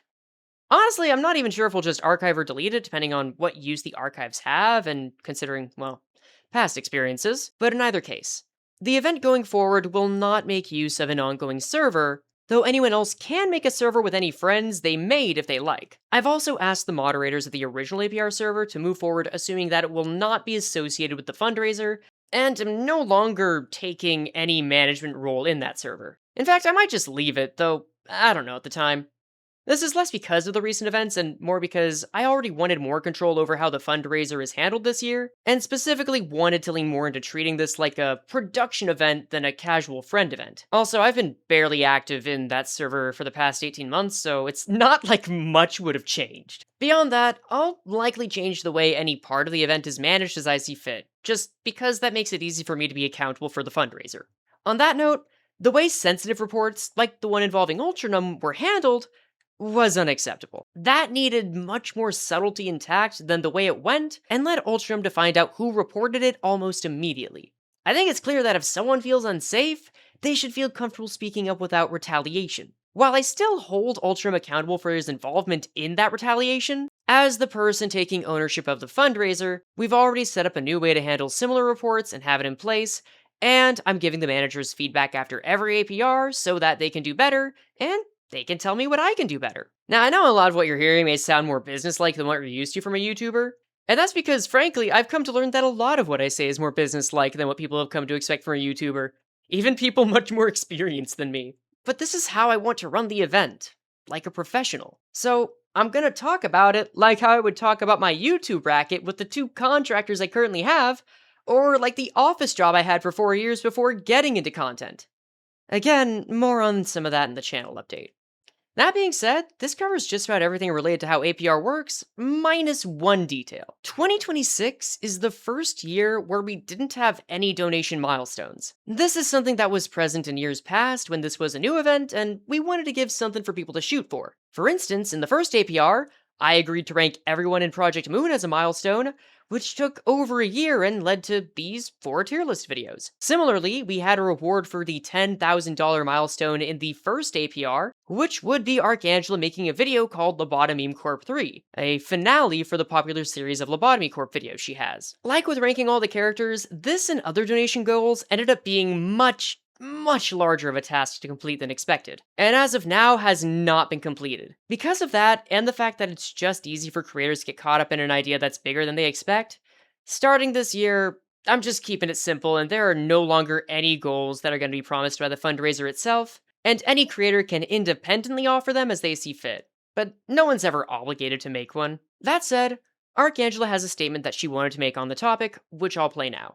As far as accountability is concerned, I want to bring up the largest reward made for the first year of APR, because I promised Lobotomy 3. And years later, it is still not here. People who have kept in touch with my community posts are aware that my life got really hard on a lot of fields, and I've been struggling to pick myself up and find enough peace to work on a video that is also quite stressful to make.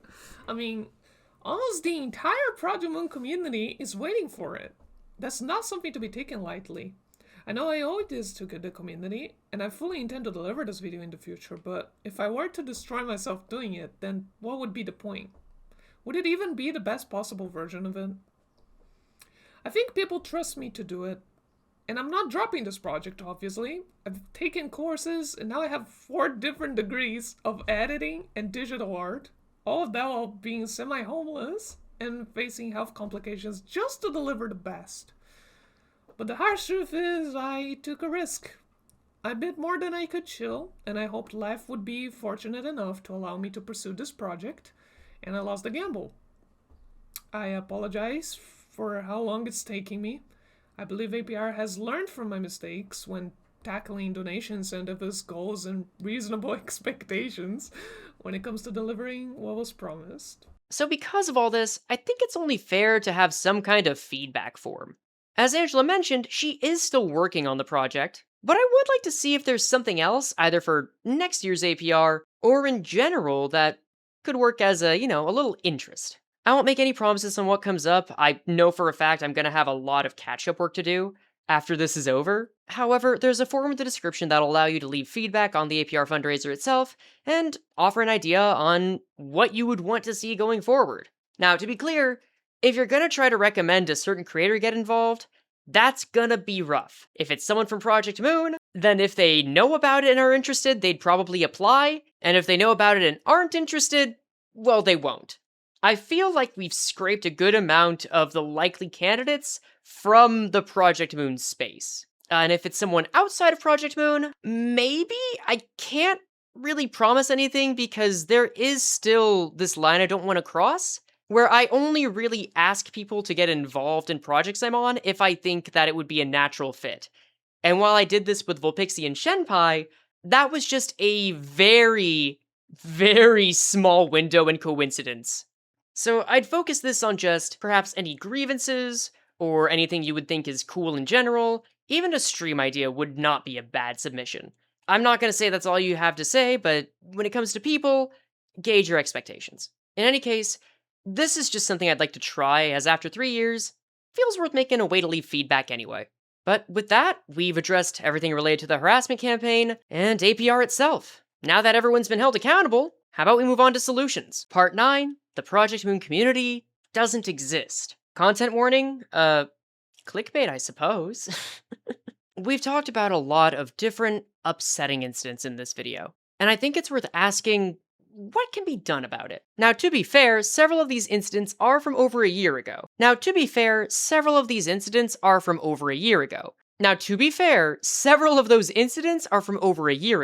while that may not be long in the grand scheme, speaking as someone who was present for several of them, I would be very surprised if we had something else that got that involved, like Casual Watson or Vellmori. In fact, I believe that several potential issues have been prevented just by Project Moon changing how they handle their business. And like I said at the top, actual crimes like the Piyu file situation are more matters for the proper authorities, and in my opinion, issues that have more to do with the internet, social media, and creator culture itself. Now, you might already see what I'm getting at here. I believe that framing any matter as being a cause from, quote, the Project Moon community, or any community for that matter, is a flawed pretense. You may have also noticed that I've avoided using the term the Project Moon community without putting a certain tone on it, and usually say something like fans of Project Moon. That's because over the past 3 years, I've seen and grown exhausted with any statement that boils down to the Project Moon community is this, the Project Moon community needs that, the whatever Project Moon community, you get the idea. I've seen thumbnails for so many videos, including ones by creators I respect, like Sunil and Gilmung, talking about how problematic the Project Moon community is. Usually it's about anything from jumping to conclusions, holding moralism over people's heads, gooning culture, vitriol, etc. Also called anything you could find on the internet in fandom culture in general. That doesn't mean I don't think people have a right to complain about it, or that it's wrong to use the term the Project Moon community in general. It's a common term in shorthand to use and dumb to argue that, we need to stop saying it. I'm just saying that calling something a community doesn't make it an actual community of people. What I will say is more accurate is that some of the fandom issues I've mentioned have come up more often with any space that's grown exponentially over the past couple of years, which includes Limbus Company. So seeing that invites a crowd of both adults, minors, extremely sensitive people, and extremely crass people more often, which can lead to a lot of cultures clashing at once, at least based on what I've seen. The point of mentioning these, though, is that trying to make an essay about the Project Moon community, or any argument saying the Project Moon community or any other community is great or bad, is about as effective as saying the internet is great or bad, or humanity is great or bad. At the end of the day, even if you highlight specific behaviors and phenomena, you're still making a blanket statement about a barely connected group of people and saying, hey, please be good and be better. If the goal is to vent, that's totally fine.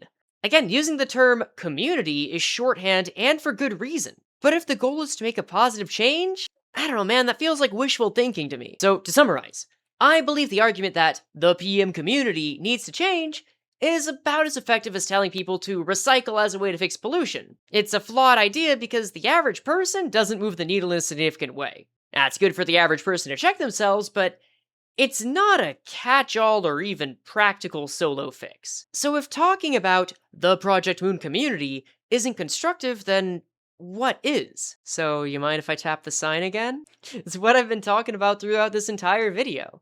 I believe that there is this fundamental understanding, as shown by some of the folks that seem quite upset about what creators, Discord servers related to Project Moon or in general are, and are not responsible for. Of course, I'm not at all saying that's a good idea for creators to have some kind of governing body. Oh dear god, not at all. If anything, this video should be the warning sign on why that is a terrible idea. I would have liked to think that lesson wasn't necessary, but unfortunately, here we are. Instead, I really do believe it's this simple. Creators can specifically be responsible for not causing avoidable harassment in their content, mainly through misinformation.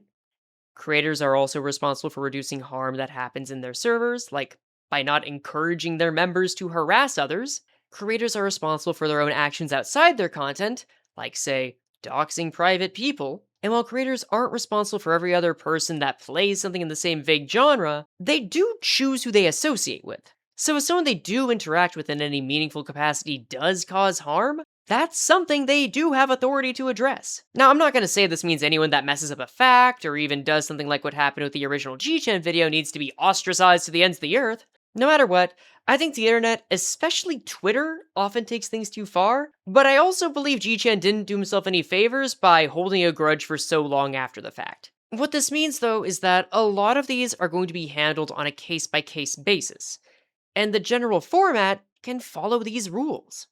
There's no need to get involved in having to take on every single matter or discourse that comes up. There's no need to pretend to be some kind of authority on a matter you're not qualified for. And there's certainly no need to make creators out to be pillars or institutions of the community. Are my air quotes loud enough? Again, that entire concept sounds so much nicer in theory than in practice.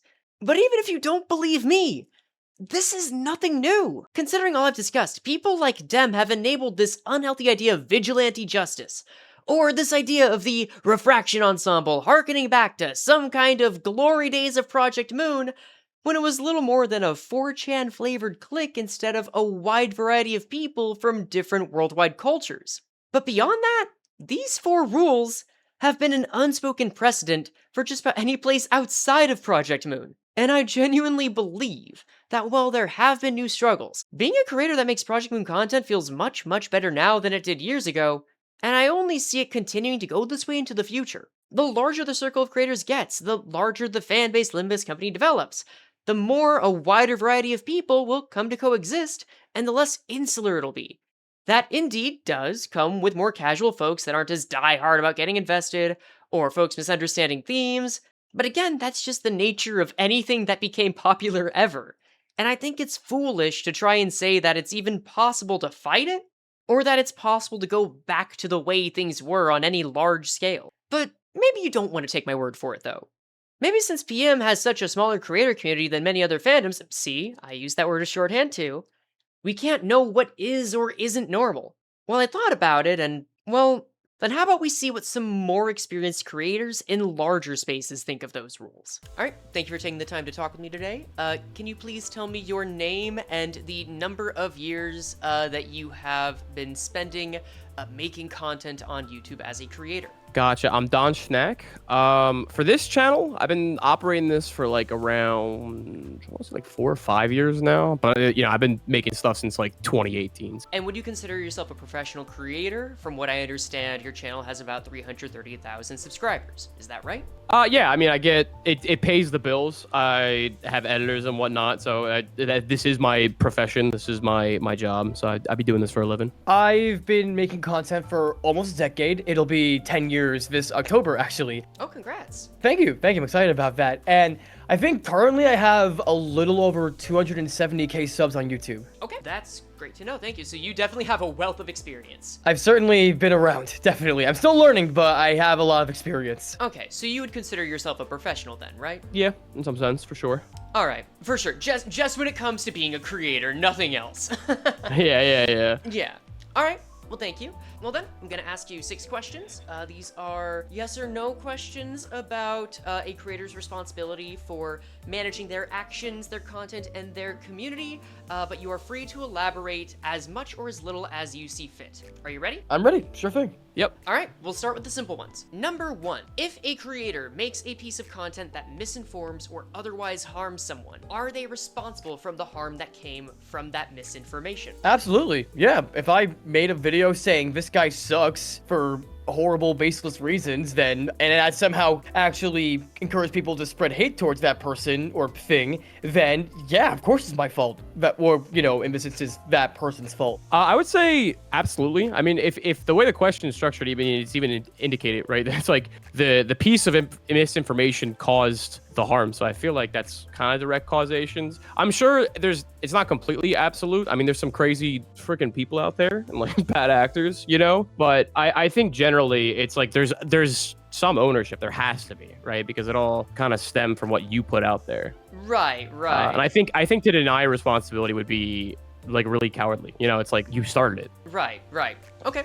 That's a very clear answer. Thank you. Number 2, if a creator has a Discord or similar community server, are they responsible for what goes on in that server? I think generally, yes. I think sometimes like there's gonna be like a lot of nuance to this one, right? Because I think, especially if you're like super popular, right? Like how do you keep track of what every single individual is doing? But at least it is your job to like ensure that there's a clear rule set of like what is and isn't tolerable. So like on a general, like the atmosphere or like if there are like group issues, I would say that the person that like runs the server definitely has some responsibility there. But again, if there's like one freak popping off, right, that does cause harm, it's like, well, can we really pin that on the person that runs the server or the mods, right? Because it's like you can't really, it's impossible to keep track of everything, every little small like specific thing. Right. I guess, would you say it's more accurate to say that it's the job of the creator or people that run the server to mitigate harm, acknowledging that sometimes things will just happen without your knowledge? Yeah, for sure. Generally, yes, I would say like just as a simple answer, like there's definitely responsibility. Okay. All right. Thank you. Number 3, if a creator has a Discord or similar community server and notices that someone in that server is sending harmful, heinous, or any similar harassment style stuff to another creator they know, and then either ignores that behavior and does not direct them to stop, or encourages them to send more, is the creator responsible for that? If someone was aware of someone else in their own community spreading hate and misinformation about another creator, whether you would know them or not on a personal level or even by name, I would say that ignorance, or like at least just like in ignorance sake, you would definitely be complicit in that happening. And especially if you encourage it because say you don't like the person they're bad mouthing, then yeah, that's beyond distasteful. That's really, really mean and not nice. It's uncalled for completely. And I would say that if they don't put a stop to that behavior and the spreading of said hate speech, then I would say they're complicit with it. They're responsible for that as well. All right. Seems very clear and to the point. Then number 4, let's say, like before, you run a Discord server. And then let's also say someone comes into that server and does something that is pretty obnoxious or breaks the rules or is even ban-worthy. And this results them in one way or another leaving the server either by choice or by force. Now, if they've done this, any actions, as far as anyone in the server knows, you, your mod team, and the members of the server have every reason to believe that this action that they took was not from a place of good faith. There was just no other nuance to it. Are you responsible for stopping your server from making fun of that person's behavior if they've just been acting a fool? Well, if it's someone who blatantly is trying to be rude and disrespectful and not nice and breaking rules and whatever it may be, right? To that degree, I would say that it should elicit a response of like, I can't believe they would do this. Wow, that guy was a real jerk. Why would someone do all of that? I think that's a totally fair reaction. Of course, this is like a case-by-case kind of deal. One person may like overtly react to something very small, like someone not reading how to use like a general chat or something, or it could be someone saying something incredibly heinous and unfathomably awful, and someone just not understanding the weight of that as they walk out the door after being banned, right? And so it definitely varies case by case, but at least in my experience, I feel like I've never seen a moment where someone is being like in the example from before, being very heinous and rude and mean, and then anyone in the server, mods, myself, or just members in general, are like dogpiling on said person in like, like an insanely negative and harassment kind of way. I might see like, get a load of this guy kind of comment, but it's like, I feel like that's more than allowed and okay. Yeah, okay. I think that makes sense. Let's say you had someone come into the server and roleplay as Mario, and as Mario, they tried really hard to advocate to get people to join PETA and said, "It's me, Mario. You should join the force against making sure animals have equal rights. I think that is really good, and if you don't, you're a terrible person." Yeah, I would kick him out immediately, and I would definitely assume that some people in any community may say something like, "Oh, like, again, like get a load of that guy," kind of deal, and like that's practically predatory to be masquerading as a popular Nintendo character, let alone just like air quotes kids entertainment character. You know what I mean? Yeah. Like a character that's aimed towards everyone, but also including kids, especially. It's like, yeah, like that's definitely crossing the line, and I feel as if anyone would respond negatively towards that. And as long as they're like not trying to say dox someone or that person or send death threats to them and anything that could be above those two things and equally of horribleness, right? I'd say it's fine to react and have your opinion on that. Yeah, it's basically the general idea is that if you were to do something along a similar vein of ridiculousness as roleplay as a video game character while trying to talk about something so serious, that removes any sense that you are at all a trustworthy source or serious about this genuine topic you're trying to represent, right? Okay, let's say you consider yourself someone known for playing Pokemon games, right? Yeah. Let's say that you start making collab videos and streams with other creators that also happen to play Pokemon games. And you just are known as someone that does it with other people. After that point, you find some knowledge that another person known for playing Pokemon that you have never met before, and no one that you have met has ever met them before, has done something particularly heinous. Do you have an obligation to get involved in that person's actions? Like to speak on it, to criticize it, whether or not you are allowed to, do you have an obligation to? You say in this scenario they don't know the person at all? I'm saying this is someone whose name you have never heard before, you have never, you've never gotten anyone telling you about this person before. Oh wait, but I'm working with them? No, you're not working with them. This is a stranger. The only through line you have with them is that you both play Pokemon games and you both make content on YouTube. No, I think that's like it's a bit witch hunty, right? Because it's also if you have like no affiliation with the person, right? Because what if in the opposite scenario, right, you do decide to speak up on behalf of people that you don't even know, you never met, you could get like so many details wrong and more than likely cause more damage than actually do good. I'm in a weird spot because I think I stay off of social media primarily, ironically. So I feel that. You'll rarely catch me making tweets or anything of that sort, or really like stay active in that side of community just in general. But I feel like if anyone's, mad at other people for like, why didn't you do anything about this? It's like, what the hell are they supposed to do? What are they, gods? Are they like, we're just people that want to we're just people that make like you just kind of want to like wake up and make things that you want to make, and all this other stuff, it's not part of your prerogative. Right. And I think it is when it's people that you're involved with, right? Like if it's your friends or people that you feel responsible for. But if it's some other disconnected part of the internet that these motherfuckers I haven't even spoken to ever, I don't know their deal. I don't know what's happening there. You wouldn't feel like you have the authority. No, because how can you speak up on things that you don't even, if you really don't know about? At that point, you probably know just as much as like your average Joe Schmo reading these things. Right. It's not about position at that point. I think it's just about who you are. I don't know. I think the perspective that like the creator has power in this situation is really weird. Like you're really fixating on them as a title and not like a person. You're not seeing them like what their interpersonal relationships are in the situation. You're just kind of like, oh, why didn't you get involved? Yeah. It's also so easy to just say that. Yeah, right? So, okay. Yeah, I mean, I Yeah. think everyone's doing their best generally. And so I think a lot of times situations are more complicated than they appear to be from the outside. It's very easy to just say like, oh, do this, but it's like you don't know what's going into it. Yeah, no, exactly. It's a whole chain reaction sort of deal, ripple effect. We only have one more question left. This is the longest one. Cool. So, do you remember the question about how we agreed that if a creator makes a content that misinforms and through that information causes harm, that the creator is responsible?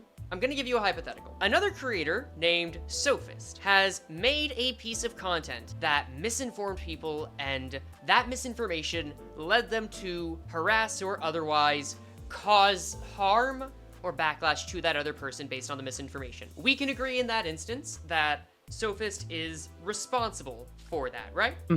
Then, noticing that, you, Vernius, make a video correcting what Sophist has said. And when you have done that, everything you have said is verifiably correct, and in the process you have let your audience know that you do not condone harassment and that you consider it unacceptable. But, in spite of that, it has caused Sophist to get a decent amount of backlash for misinforming people, and even causes him to take his original video down. Have you, in correcting them, done something wrong just because Sophist got backlash anyway? I feel as if it's a bit of a blunt way of saying it, but you're not wrong for calling out something that's blatantly wrong and negatively harming someone, especially if that person who spread that misinformation is understandably doing so intentionally without regret, especially. No, because what's the better thing to do there? Just like fold, you know? Especially depending on the nature of the misinformation, right? If it's like scratching someone like my character or whatnot, and it's like bad, am I supposed to like, oh, just let it happen? I think as long as you're like, you know, obviously if you just say like, don't go after this person, I'm just trying to set the record straight, that's probably the best way to go about it. That's not just folding and just letting it happen. But I think you shouldn't, because it's wrong if it's outright misinformation. Let's say that the person that spread the information did so on accident, and you tried talking to Sophist directly, saying, hey, this is harmful, this is a problem, it's already harmed people, it's gonna harm more. Please take the video down. And Sophist heard that and disagreed, and that's what led to your video. Yeah, I would say if you generally had attempted a heart-to-heart with this person who created said content piece that was being incredibly negative and spreading some negativity that was completely unwarranted and undeserving, then yes, I still believe you should go through with voicing the truth. And if they receive backlash for it, it's deserved. And they're taking down of their original content regarding this and creating all of this negativity in the first place only went to show that what they said wasn't true and that they can't back up what they said. But if this is like real stuff that we're talking about here, then I think you could say like don't harass them, and obviously that will kind of like lead to backlash. But I feel like as long as they're not like setting death threats and being like freaking insane, I think it's like kind of justified if you're actively spreading wrong information about someone else's character. I think that scenario is just like everything that happens there is correct. Like that all makes logical sense to me. That all falls into place properly. Well then I think, Don, that's everything. Part 10. Personal thoughts. Okay, I think we're separated far enough from the serious topics that I can casually swear now. Fuck! This was exhausting. Important, but exhausting. And I never ever want to do anything like this again. I have had to, while trying to maintain my part-time job, manage my own channel, and work with the other managers organizing a month-long Pride Month charity, sift through a whole archive of screenshots dumped without warning. And those screenshots would include someone I thought was a troubled friend that wanted to rebuild his life, instead talking about how all of the conversations we had were a lie, and how we were terrible people the whole time. This doesn't even include the ones where I saw that same person slinging slurs, talking about framing our own friend, and posting the kinds of shit in another creator's server that would get your hard drive investigated by the FBI. I have had more than 2 weeks to think over what I would want to say to that, and I have struggled to find the words. All I know is that I've been a mixture of angry, sad, anxious, and incredibly disappointed. I never really found a great way to frame all of that than the direct method. So, failing that, I'm just going to borrow and paraphrase from another creator I once worked for that went through something similar. You can consider it my greatest act of plagiarism, but it's a statement I'll still stand by. Dem, stop going after people who are your friends. Stop bullying other creators. I made some genuinely positive memories with what we created with APR, and that included you. I see in some of those screenshots that you feel upset that I asked you to not take credit for your time managing it, and if you want that credit, then it's yours. Honestly, the main reason I did it was because I remembered that you were scared of being involved in the first place. Maybe I'm misremembering, but the prevailing thought I have at the forefront of my mind is that I remembered you being scared of being targeted yourself by being put on a pedestal. And if you wanted the credit the whole time, it's yours, man. You can have it. But that being said, you had friends that had gone to bat for you several times, thinking you were not only capable of change, but some who only knew you after a while as a friend. Period. And then after that, you decide with zero discussion that every positive memory was some kind of manipulation, and we deserve to be framed, harassed, or shamed into serving a function that you yourself were never capable of. People aren't only a sum of their worst qualities, or their insecurities or fears, or even just the qualities that are visible to them on a screen or otherwise. None of us that enjoyed your time here looked at you as just a single thing. And for a time, we supported you as much as we were able to. But you saw the boundaries I set up about how to manage the server, and took that as a chance to hold a silent grudge against us for several years until attempting this? Dem, if you're wondering why I was able to get 20, and yes, 20 people to assist me on this video, it's because we recognized that this was so ridiculously over the line that something had to be done. Holding a grudge is one thing, but going after everyone is something entirely different. But I guess clearly I don't know you, Dem. And I'm sorry we couldn't be the friends you needed, but I did indeed see us as your friends. Fuck, man, one person in that group even bought you groceries, and this is what you think we deserve? Right. I've become... this part's not even in the script. I've become very numb to the negative emotions I felt about this matter.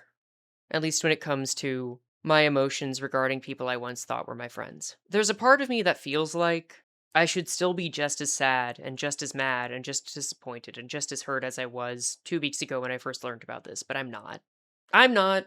And you know what I said earlier, while I meant it was me feeling like I should force myself to feel that way, and that's just not where I'm at anymore.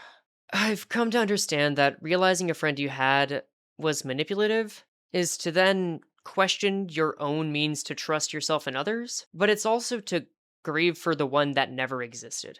And I've had many opportunities for that all of the past weeks dedicated to creating this script. I'm not an angry person. In fact, I believe holding on to anger is a corrosive act. And when anger is allowed to exist outside of entertainment value or a motivation to act on something difficult, it can tear you apart. So I'm not proud to say that in the time I've researched and written this entire script, I've been more sustainably upset than I can ever recall being in my entire adult life. And that goes for some of my own actions too. I did what I believed would get the best result in the casual Watson and Kaigi incidents, whether that was presenting the information that was with you or against you, Dem, in any moment. But while I've never seen any signs of harm or benefit that came from those, I can never truly know. And frankly, I'm too close to objectively come to a conclusion on that. So, I'll just leave it to the viewer to judge as they see fit. What I do know, though, is that I always wanted to reduce harm wherever possible. I don't care whether you call that optics or a narrative. I couldn't care less, as I always knew what the goal was. And as upsetting as it was to go through, one incident I feel entirely justified and even proud of is how Sunil and I handled the Moonabite situation. The friends I really cared about came to us because they were afraid, or at least uncomfortable, and we did something that was within our power to make a document when we knew that people that were about to go through something similar were about to be at risk of it, and we could prevent it through a very simple, reasonable means. And Dem, you were no part of it. And to see you say that me protecting the people I care about from a serial sex pest means I'm a hypocrite for not wanting to house Kaigi? Someone who did sext a minor no matter how you split it? No matter what context you try to add? That sucked, man. That fucking sucked.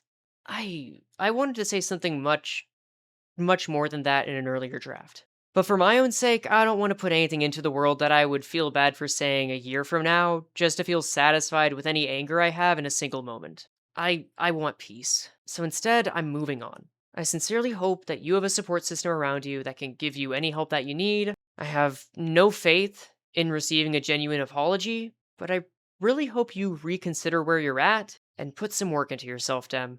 Please never speak to me again. As such, I plan to remove my video on the Sinclair solo from my channel a week after the day this video is posted. The reason is simple. I don't want to have any more videos that include Dem in my catalog than necessary. If someone wants to re-upload that video, and ideally as a creator, just not any creator or person I've spoken to or of in this video, you have my permission. If you want to DM me, sure. While we're at it, I still expect those aforementioned slander videos to come out in spite of what I've said here. In fact, there may be more responses or reactions than before, whether they want to challenge the evidence I've shown, or simply draw attention to themselves. I can't be sure. But I have no plans of making any sort of follow-up video. At the very most, a community post if I have a major need to clarify some points, but that's only if I believe there's more evidence that must be shown, as I don't particularly mind people misunderstanding me or even disliking me up to a certain point. Again, the goal here was to prevent harassment, never to become some moral pillar. That being said, a reminder that a certain someone intends to react to comments made on their video, so once again, perhaps this is your sign to use the do not recommend button, or just watch the second video I made for advice after this one.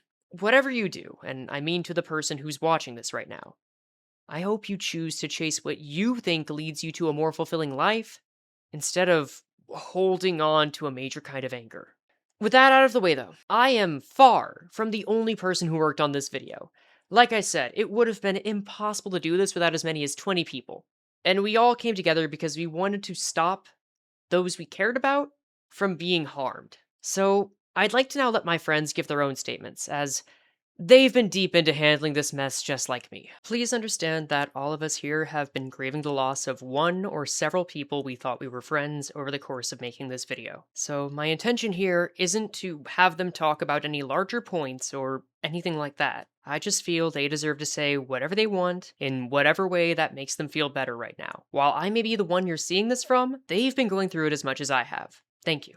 I do not like how disappointed I am in many of the people involved here. A select few of them, I even consider them friends, which makes this hurt more. To still hold grudges against people for this long, and to try and go so far with it, really breaks my heart. I also know that a few of them come to think so little of me, and that adds on to it as well. I won't hold any grudges against you, and I hope that you learn to let go of yours with this. And specifically to G-Chan, just ask yourself, is the video really going to be worth it in the end?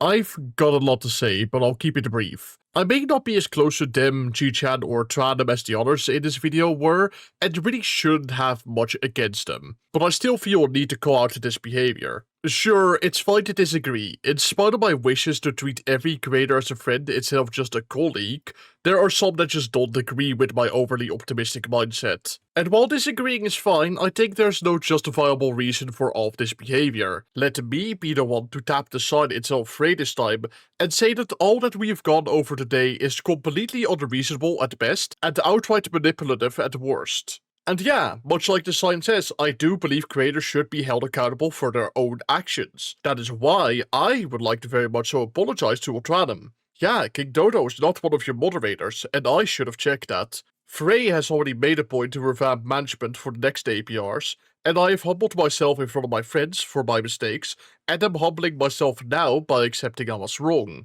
However, that should not excuse the rest of the behavior portrayed today. Sorry, but regardless of whether or not I'm a moderator, harassment of others just does not fly in this space. Please note that the announcement was made with the unilateral decision of all 3 managers at the same time, and personally I have no beef with you in the slightest. But sorry, as the messenger, I cannot sugarcoat the things you have done, actively encouraged, and the subsequent issues that are now being brought up as a result of all of this. Either way, I hope you improve your server moderation and learn to change from this incident as I have. For personal thoughts, I'll start off with G-Chan. G-Chan, get a life. I don't mean this as an insult. I am being genuine.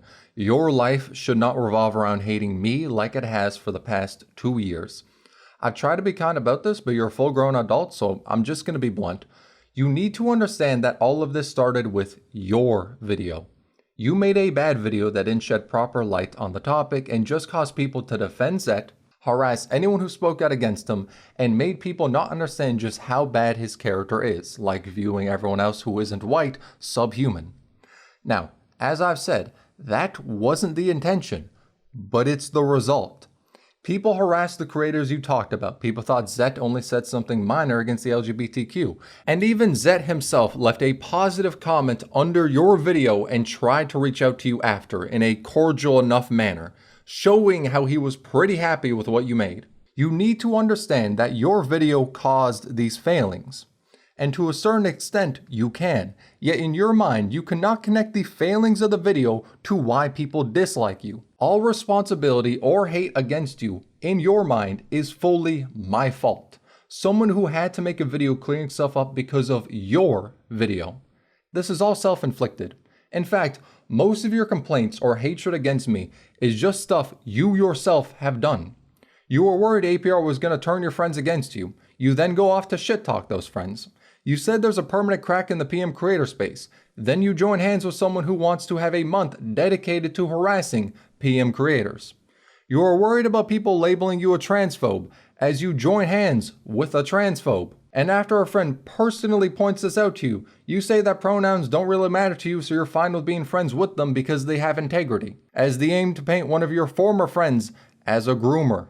You don't care about integrity, you just want someone to help you with your harassment campaign against me. But it does make sense that pronouns don't really matter to you because you don't even respect them yourself. Yet after 2 years, you could not have let any of this go. Like how you're still mad that I took 5 seconds in my video to call your friend's comparison stupid. This has somehow still been something you have obsessed over. It's been 2 years. And through those 2 years, I actively did not talk to you privately, which your friend said not to, or publicly, despite knowing for more than a year just how much you hated me. The most I did was unfollow you from Twitter and, amongst others, did not want to work with you in APR. Why?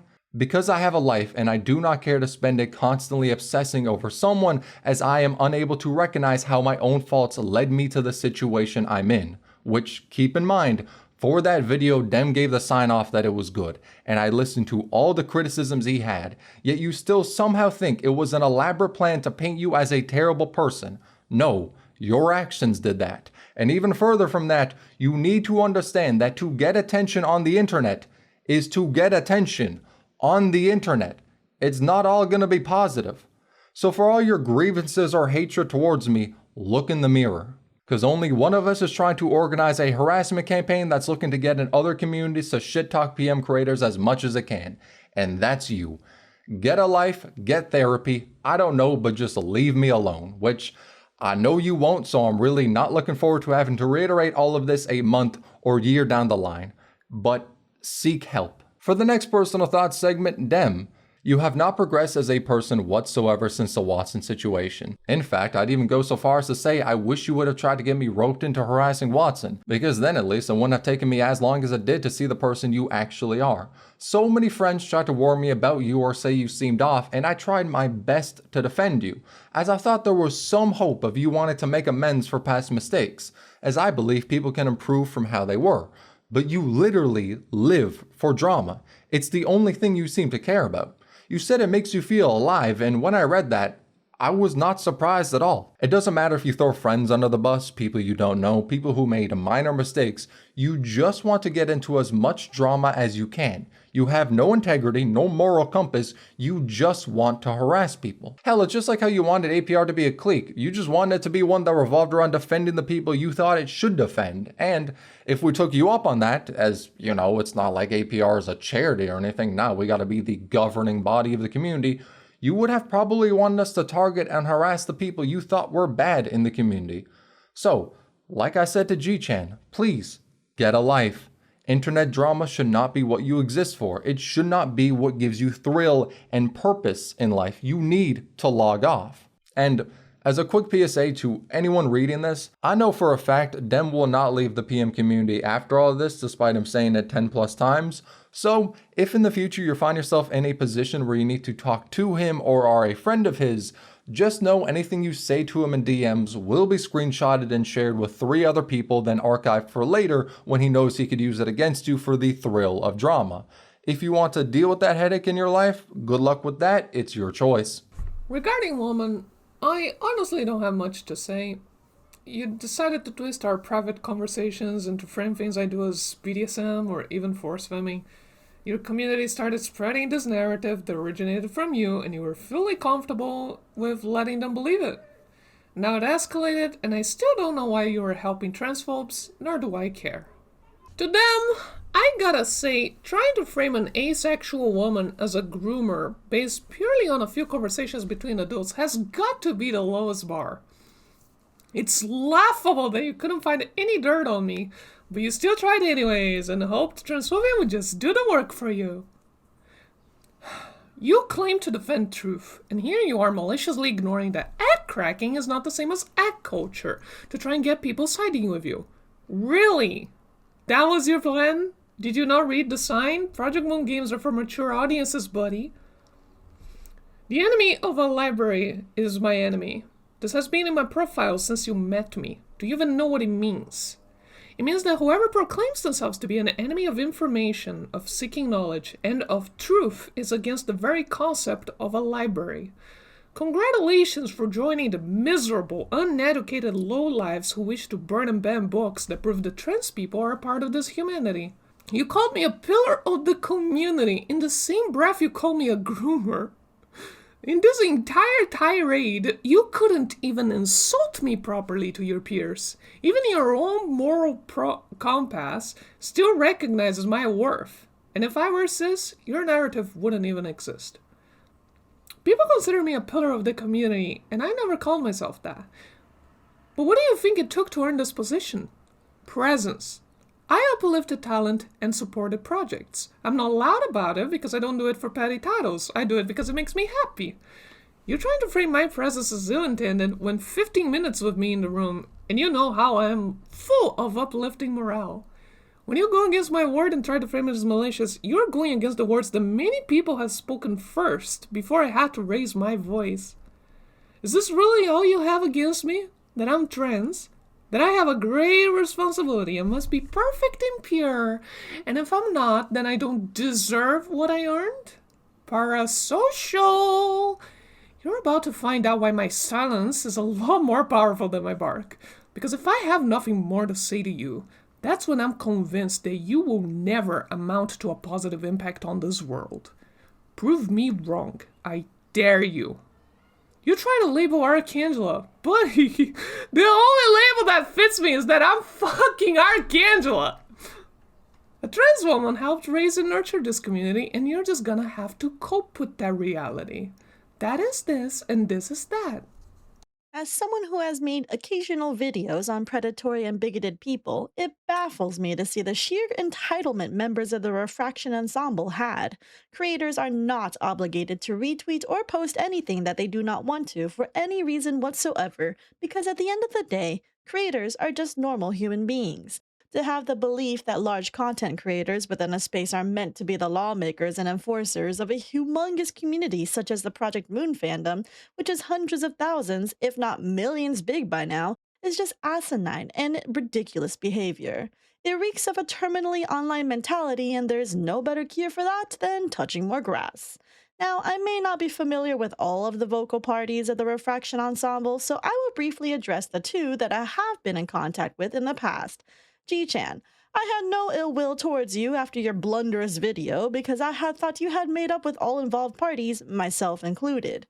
But to think you had a grudge this entire time, years after the fact, to the point that you would try to attack a charity event to get back at the creators you resented, is just sad and pathetic.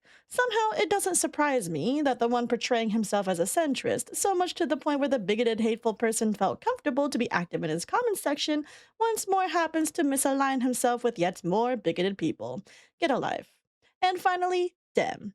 You've constantly touted how much you hate this community, how you want nothing to do with it, and yet somehow you still stay attached to it like a parasitic tick.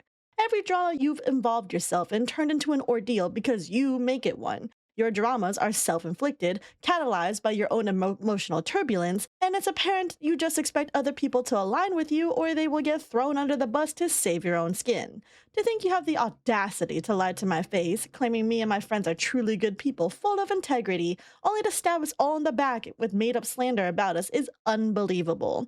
The only snake here is you. If you truly want to leave the community, go do it. You already severed ties with everyone who once gave a damn about you. Get professional help, and for your own good, never engage in drama ever again.